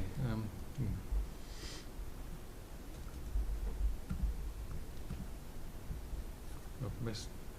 What day do we vote? I assume you're prepared to write the dissenting opinion, Maria? Well, so we won't Sound- write that sound because ready. it's not, we won't It's not an write it because article. it's not going to be. Oh, right. It's going to be part of that. But I think that I'll talk with you and Michelle and just come up with, in case somebody asks. We have talking points. We have a talking, you know, we can kind of get on, I mean, or we can each answer the question separately, but however, we got to do that before town meeting. Oh, Gary has his hand raised. Gary, yeah. Go ahead, Yeah, I Gary. was trying to decide if I was going to raise my hand or not. To Maria's point a few minutes ago, yes, I was brought into meetings and we always pushed for a 3-year change, not a 1-year sudden burst. I think going forward, Tony and or John or somebody needs to have that discussion with our town administrator about the sudden jumps versus to spread it out. You know, every contract we've ever done, it's always been over 3 years. Yeah. So I think that's an issue that we have to resolve sooner than later. Yeah. Yeah. Can we Actually, vote- and just, I'm sorry, right about that point, is the select board driving this or is the town administrator driving this? I don't know, because the other, Is it both? I think the other difference in what they're doing is they're voting these contracts in executive session. We used to vote them in executive session, come out, do a detailed explanation of the contracts, whether they are union contracts or department head contracts, and then vote them after a full discussion in public and vote those contracts. The select board votes them in executive session, comes out and votes them without any detail. So I don't, you know, this was voted, there was no contract presented, it was just I approved the department head's contract, yada, yada. They did the same thing with the union contracts. It makes it difficult because you don't really have the information until you see a budget, or you have to go hunting for it. Okay. So I don't know who's driving it, I can't tell you. Yeah, I definitely would like to, Might be a conversation starter, though. yeah. Yeah, it just seems like a fault in the process. Yep. I guess we can vote the school budget, right? I guess I would say I don't want to see this happen again. 'Cause Yes. then I think you're going to get 0.6.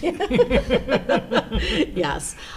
Can we vote the school budget? Do you feel like this is a final number? I mean, it could go down from here, Tony. I guess we get lucky if it went down, but it can't go up. So we could vote it. Yeah, and I was revote. going to ask Peter where he was on, they're not going to have their The 17 million. Or, contractual stuff resolved yet, are Well, they? No. well, yeah, but they voted it already at the school committee, right? I mean, Yeah, so the school committee voted this, Yeah. this is their preliminary vote. Think maybe tomorrow night they're doing a final vote. So the preliminary vote was 17 million and change. They can't change it. Once the preliminary vote is taken, it cannot go up, it can only go down. we can leave it another week or two. Do it I mean, next- yeah, do it there's next Yeah, I don't think it came up at the last meeting. Last meeting was mostly the Can you go back geographic to stuff. Public Works? Maybe yeah. they're gonna talk about it tomorrow night, I haven't seen their agenda. Yeah, Public Works. So Public Works, which one? It'd be Public Works. 422. 422. Yeah. Okay, we're going to re-vote this one, right? We're gonna revote that one because I'd like to change my vote. So, Okay, so you make a motion? yep, I move budget number 422, Public Works Maintenance. Salary, 837,619. Other, 225,700, for a total of 1,063,319. seconded. And just before we jump in there, because I think, did you vote this last week? Yeah. What is prompting your vote? Same change? thing. Same He got a thing? $20,000 increase as Okay. well, and it could have been done over 3 years. Okay, And it was also done around the same period of time, okay. so. Okay. Connor? Connor, aye. Joe?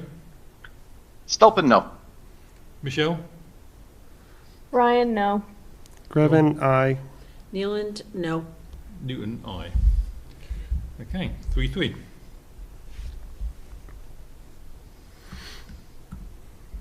Got that, Gary? Okay. Okay. I haven't got the go-ahead to do town insurances yet from Mike. Okay. We did vote debt, but I think we're going to have to re-vote that, because I think that's going to change, because, We'll know Tuesday night. Was that 7:51? Oh, no, we'll know March 17th. well, no, Hongwa, well, no, it's not, no, this is operation budget. Well, yeah. Right? Because it will be the That's debt right, yeah, that'll service. change, yeah. Yeah, that will change, yeah. Yeah, Yep. maybe, I mean, yeah. Maybe, we'll see. So tomorrow. But Hongwa's yeah. meeting, it was also meeting with,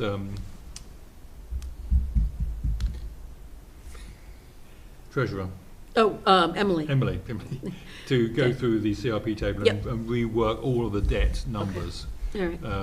So, And we're not 100% sure on the insurances either. well, And the Mike benefits. hasn't given me the go-ahead on those, Okay. so I think I'm going to leave all of those for now, but there's only a few things there. So I think we're probably good for that for tonight. So everything in green, he's given us the go-ahead, and everything else he hasn't, right? Yeah, and I Which haven't, seems, so I haven't the- chased them on that. I mean, maybe they are ready to So, go, yeah. I know they voted the veterans contract, either this meeting or the last meeting, but that's fine, just, he's probably got this stuff if maybe you ask him for next week. Yeah, well, no, we voted veterans anyway. Oh, we did vote veterans, so Yeah. what did we not? Oh, it was RecCom, okay.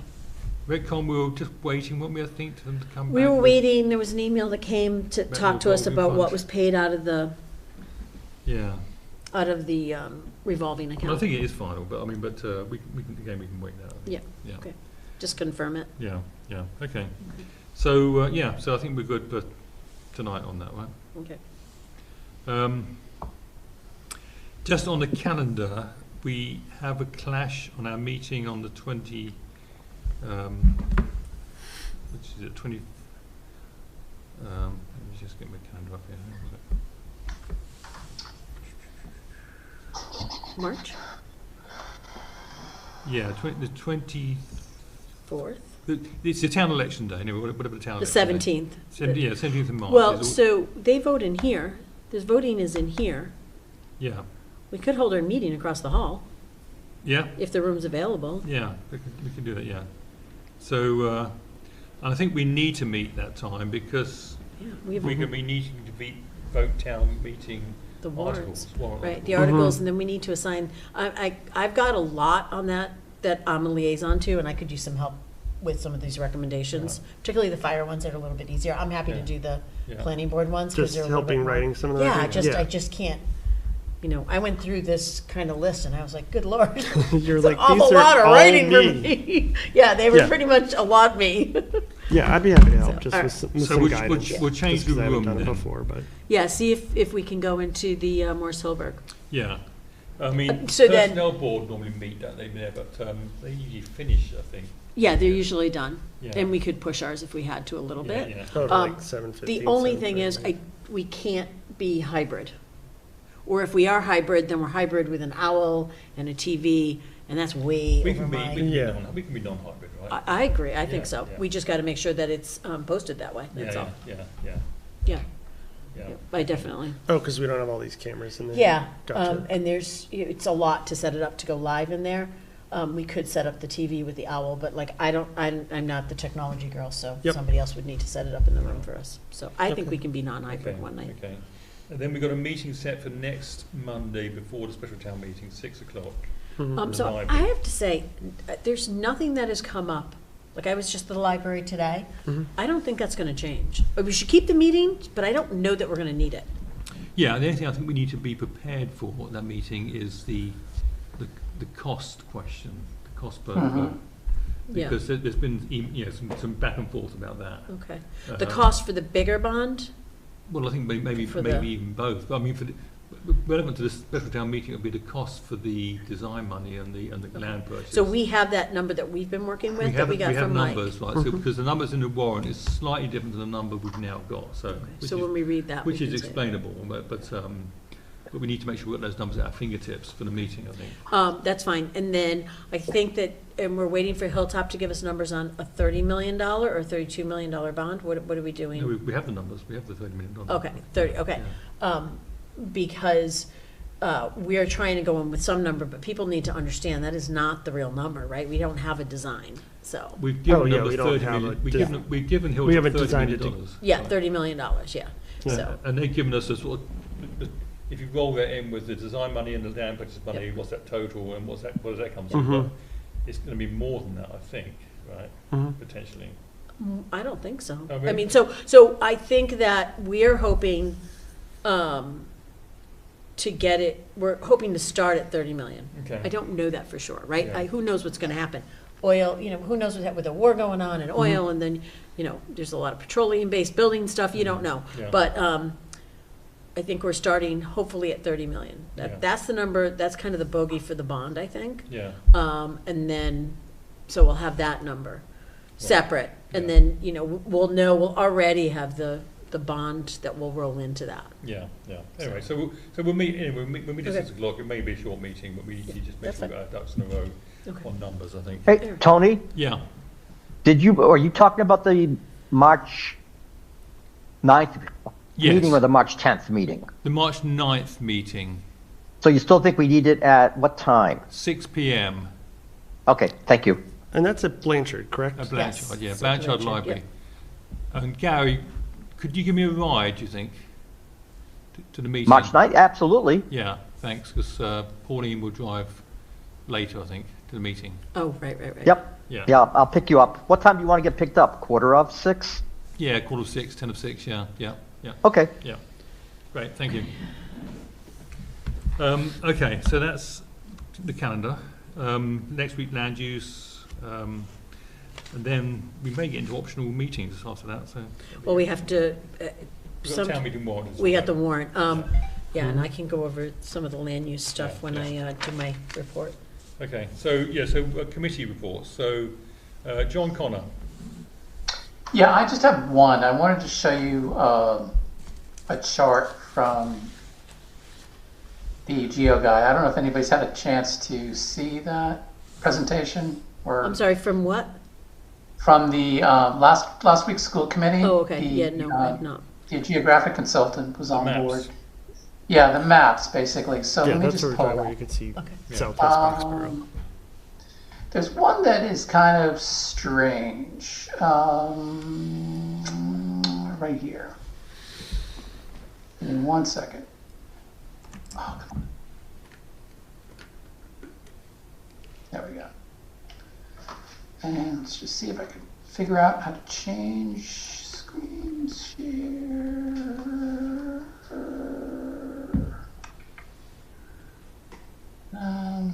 This and then this. Can you guys see that? We see the whole deck. Yeah, see the whole deck, but they're very small. Just need to pick and present. Can you see that? It's all the decks. John, we're seeing like all 12 or 13. Yeah, I know. slides. Yep. I'm selecting from that screen and it's not showing up. Okay. I mean, I see your cursor over it. You're halfway there. So you see all the decks, right? See my mouse? Yep, yep. So if I click on this one, which is the one I want you to see. Oh, it just shows up on the right. That's all it's doing. Oh. Yeah, it's not going full screen. John, you have the wrong presentation mode. You got to switch screens. All right. So, Maria, in the tiny little one that John's highlighting now, you see that kind of beige, mustard yellow Right here? in the lower left? How do I switch screens? I feel like my dad again. I don't know what's there other than some Codman Hill and the transfer We don't station. know. All right. Well, The This screenshots. is me, not him. Yeah, I don't know what's this. I heard They're that. not building anything else there, other than like. So what I'm trying to show next to you, the Yeah. drywall place, right? Yeah. Yeah. if you guys can see this Wait, gigantic yeah, because yellow. I think you need to. I think you just share the actual. You need to go back out. You need to unshare, and then just go and share that file only, right? Yeah. All right. Let me Stop stop sharing. share. Can I just say, it makes me feel so much better that I'm not the only one who struggles with the sharing on Zoom. This does Thanks, not John. count. You're making me This feel does very not count. good. No, this is a very advanced implementation of. All right. So I've stopped sharing. Okay, now go back in and just try and Okay. share that. I've file. maximized that screen. Yeah. And now I'm going to go back to Zoom. Don't you have a teenager in the house that can help you? She's doing her homework. Oh. So I go back to this, and now I want to share a screen. Did you open that file There we go. first, though? You got it? I get it. Oh, There we we go. go. Okay. There you go. All right. Yeah. Yes. All right. That's what I'm talking Now about. it's John. So population changes, and there's a whole bunch of maps in here. So this is Boxborough on the left and Yeah. Acton on the right. Now, I don't know what years it is because it's 18, 19 to 25, 26. So that is a typo, but I'm not sure what it is. But what I find surprising is this. All of this We were area- just talking about that. I don't know what's growing there. Well, Paddock Estates, right? Without 111 as a reference point, I No, can't I think that's tell. Codman Road. Yeah. Yeah. I think that's So- Codman, but also Old Harvard. Yeah, maybe. Yeah, I mean, I'm in this area, I think. I mean, Yeah. I don't I don't know. know what's there. You got to be in that area. Yeah, yeah. That You got to says be. what 10 to what is that? 50% increase. 25 to Yeah. 20 to 50. Yeah. So again, over what year that is, I don't know. But I find this just a little bit 19 to 20, crazy. 26. Oh, the Yeah. year, so it says. Oh, that's what so it says, happened. That's retrospective. yeah, school year 18, 19 to 25, 26. It's retrospective. There we go. So in 18, in, Oh. 2018, 2019, that could Thank be you. possible because that may include Paddock. Without one, Yeah. you're right, without 111, it's impossible, but that would make sense over that. That would make sense. That But time. it's done growing. Yeah, Yeah. right. It's not going to get bigger. Yeah. Right. Yeah, if you draw a line from Blanchard to get, Right. Gates to Blanchard across, I think it does include Potter Swanson also.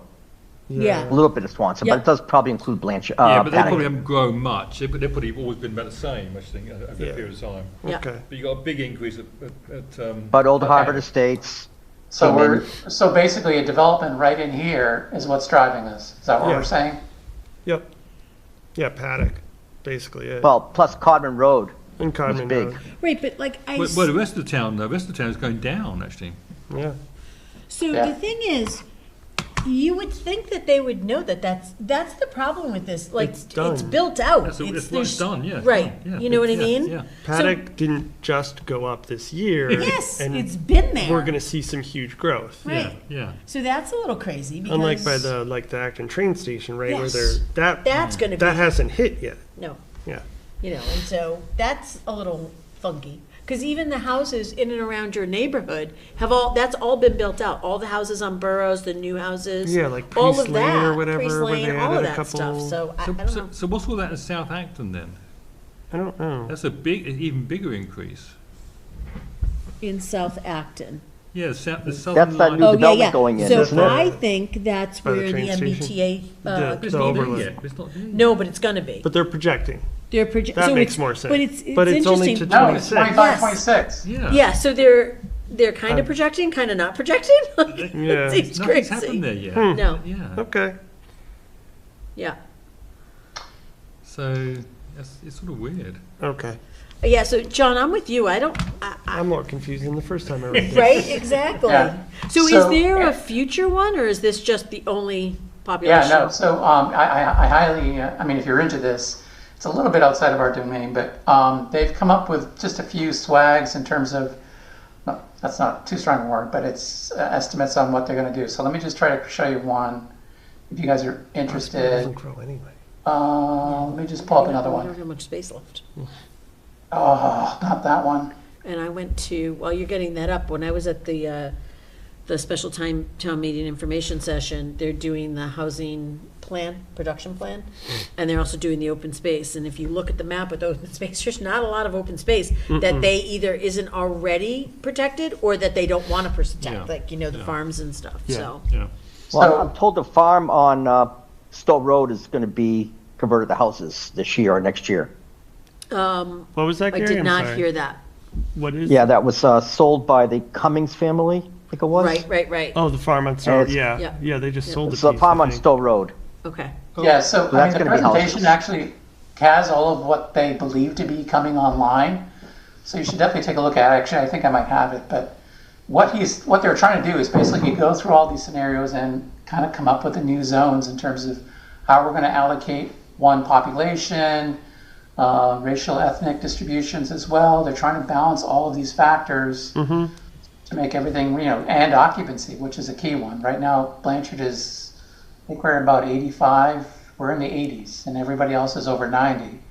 So one way to equalize that is there's a pretty dense area of Acton right here. That would be the area that would kick to Blanchard for K through 6. But the challenge they're having is where to draw this. It's really how to allocate Acton seems like the challenge, because there's tremendous diversity up in this band, and they're trying to figure out how to allocate it. And it's an interesting problem, and they're he's presented pretty well, and the metrics behind this, again, it's in the slide decks, and it's a wall of numbers, but they run the numbers on how all of these dimensions change as you move these lines, and it's an interesting problem and not an easy one. It's basically, how do you draw this line, basically? Are they None. voting this on Thursday, John? No, it's too early. I think they're just trying to get some initial feedback. John, did they speak to the fact that, so I looked through these slides and I get the AB4 because my kids are in there and everything.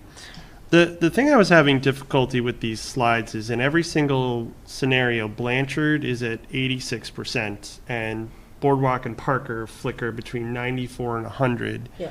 And I read through the whole deck, and what I didn't understand is Blanchard seems underutilized, not just from an obvious percentage, but it would have been intentional if Blanchard had IEPs, right? Or we're going to send all the new families there. I didn't see that anywhere in the deck. If we were going to send all the special needs and all those kind of things to Blanchard, they should be at 86 because they need the extra resources. Did they speak to that at all, or have you heard anything about that? Because that's the one thing I was struggling with in terms of, like... Can you just repeat the first part of that? Where are they sending what to? So I would, in every single slide, Blanchard's at 86%. Right, and it utilization, yeah. It does not seem to be intentional to help support resourcing. Like if a lot of the special needs kids were there or something like that, where we would need it in the 86% range capacity, because it basically would be 100% with all the needs that they have there. It's just stuck at 86% without really a reason. Yeah. Whereas, So, and I was having trouble understanding that, because I read through the whole deck to try and find a rationale of why Blanchard was there, and it wasn't even like, oh, well, if we add this other neighborhood to Blanchard, it'll push it to 104%. Yeah. I didn't know No, if that- I don't know that if I came missed up at that the or end. whatever. Yeah, that came up at the end of the school committee meeting in terms of, so one of their mandates is to get utilization higher across the board, and it seemed like they were interested in making, tackling that exact problem and weighing that higher in the spectrum. So, they've talked about, even taking like checkerboard sections, which just to me doesn't feel right, but what do I know? And just putting them over in Blanchard, just for equalization of all of the dimensions that they're considering. Add in school choice or something. Well, there's already 80 kids from Acton in Blanchard. So maybe you leave those 80 kids in Blanchard, they're already there. So I don't know. Yeah, and that's the counter to it. So like you would argue against checkerboarding, and they're like, well, you kind of already do it, right? Yes. We have, and one of the great maps they show is kind of where do the current Blanchard kids come from, and it's all over Acton. Yeah, it's mostly Boxborough, but the rest of them are spread all across the Acton. I can vouch So for it's kind the of fun. soccer teams. Is the new development slide coming up? Are you guys seeing that? Say that again? We're What still slide looking is at on this? scenario 3. Oh, hold on one second. Just so this is an important one. Just give me this. But okay, no, that's good to know they're at least reviewing that, because that was the one thing I just found missing on there, is there wasn't any rationale for having Blanchard to be so low. And I provided that feedback too. Give me one more second. Yeah. Another survey like Peter was talking about. I know it's late. Shares. Well, because the thing I didn't understand is we talk about balancing all the resources across the schools and trying to save the money, but then we go and underutilize Blanchard, and I was like, this isn't adding up as we shift all our resources Which is around interesting, because Blanchard's to got, lower the budget. Boxborough's got the increased enrollment, but somehow if you just put Boxborough kids in there, we're only We're using still like at 80%, 86. right? Yeah. Yeah. So hopefully they can figure that out. All right, one more second, guys. Yeah, it just doesn't want to pop up. So I'll read it to you. So the developments they have are 9 School Street, Rivage Powder Mills, which is 230 units. I don't know if these are ringing bells or not. Oh, yeah, so that is on, new unit, right? that's on 62 in Maynard. It's Is on that the the Maynard overlay? line. Yeah. The MBTA. Yes, How many- exactly right. 62, okay. Yeah, so they only project 18 students out of that. That's crazy. What? Yep. That's what. Maybe on the that's what first floor. Christian's been talking about that she thinks that they're not projecting properly. There's no way there's gonna be, Well, let's go all one-bedroom units, but then. but even still, there are people who are sleeping on their couch so their kids can go to the AB school system. Because they got one bedroom. That's interesting. So there is a slide, I gotta get into this deck. Okay, yeah. You Because do. it seems like that answers a lot of my questions. What are they looking at, developments and that kind of thing. Yeah, this thing is broken right now. I'm sorry. Well, is this So data- yes, It should be on the AB Forward website. Yeah.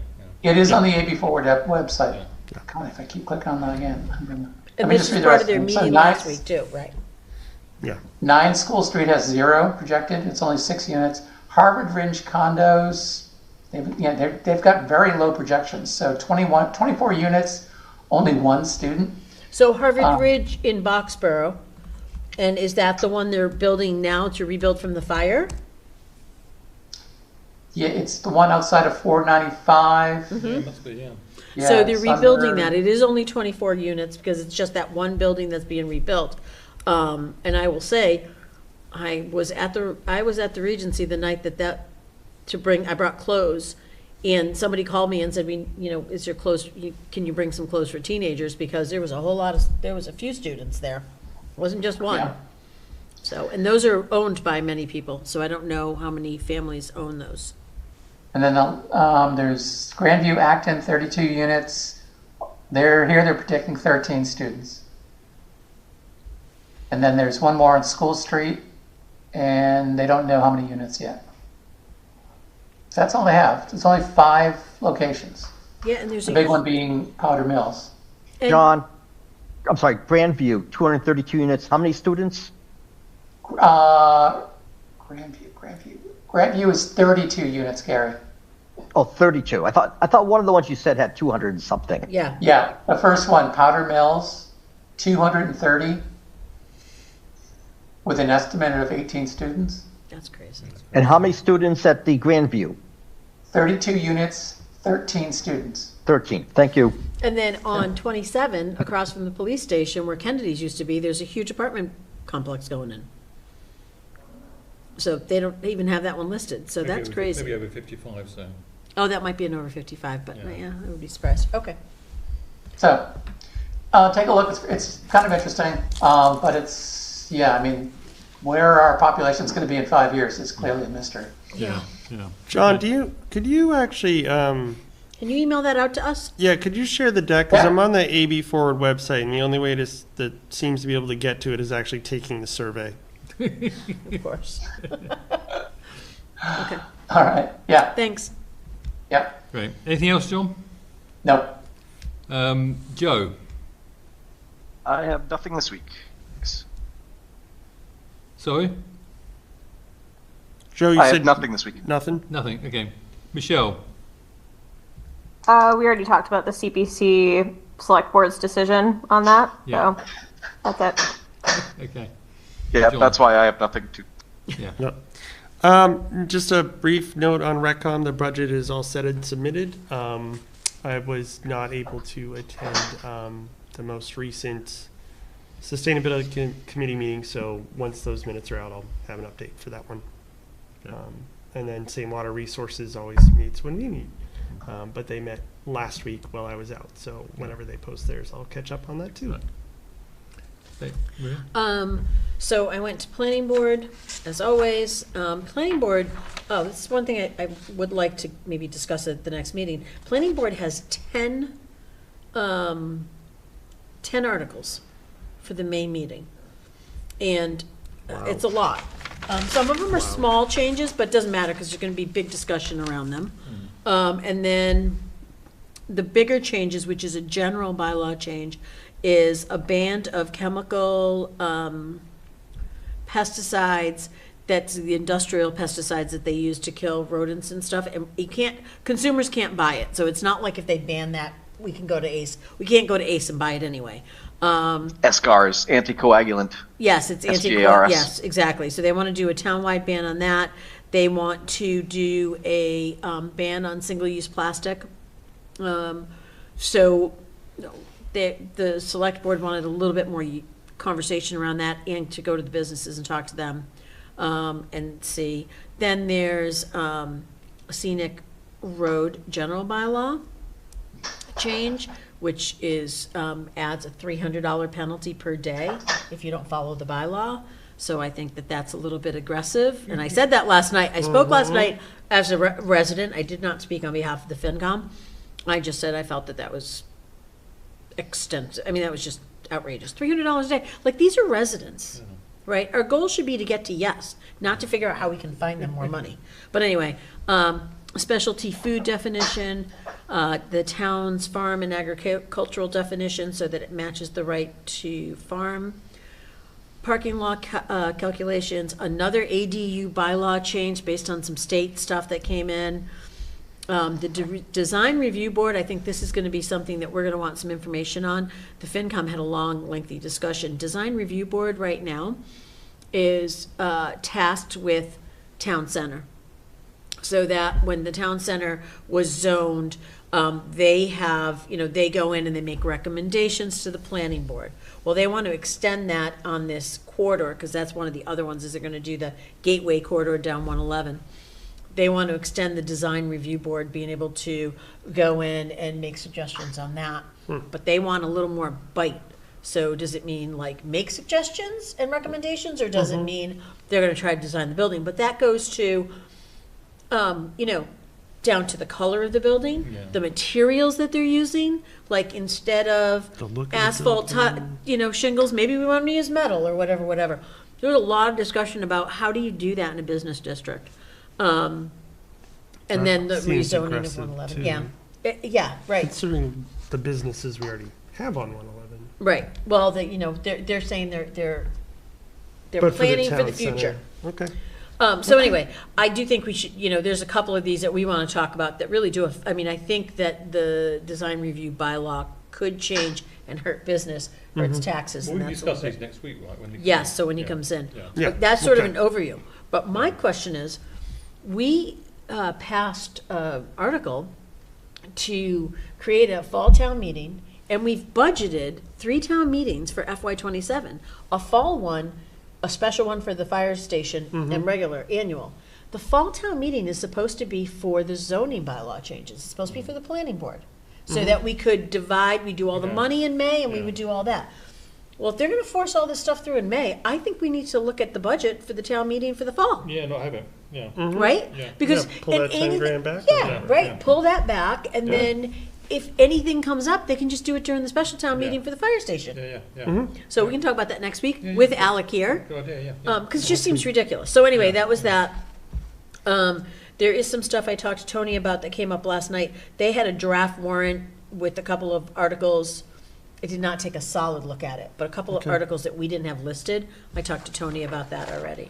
And fire station, we had our special town meeting info session tonight, was well attended. I left at 5 o'clock because I was coming here. I needed a break in between, but it was well attended. We have had some really well attended forums, one not so well attended, and we're just getting the word out to people. And we won't have anything until after March 17th. Okay. So, Great, okay. I've got nothing, okay, so I'll take a motion to adjourn. So moved. second. Um, Connor, aye. Joe, Stolpen, aye. Michelle, Ryan, I. Neil and I, sorry, go. Grevin, aye. Neil and I, Newton, aye. I'm a little excited. Meeting officially adjourned at 9:24 PM. Thank night. you all. All right, thanks, All everyone. right, guys, be careful. I drive safe. Okay, thanks.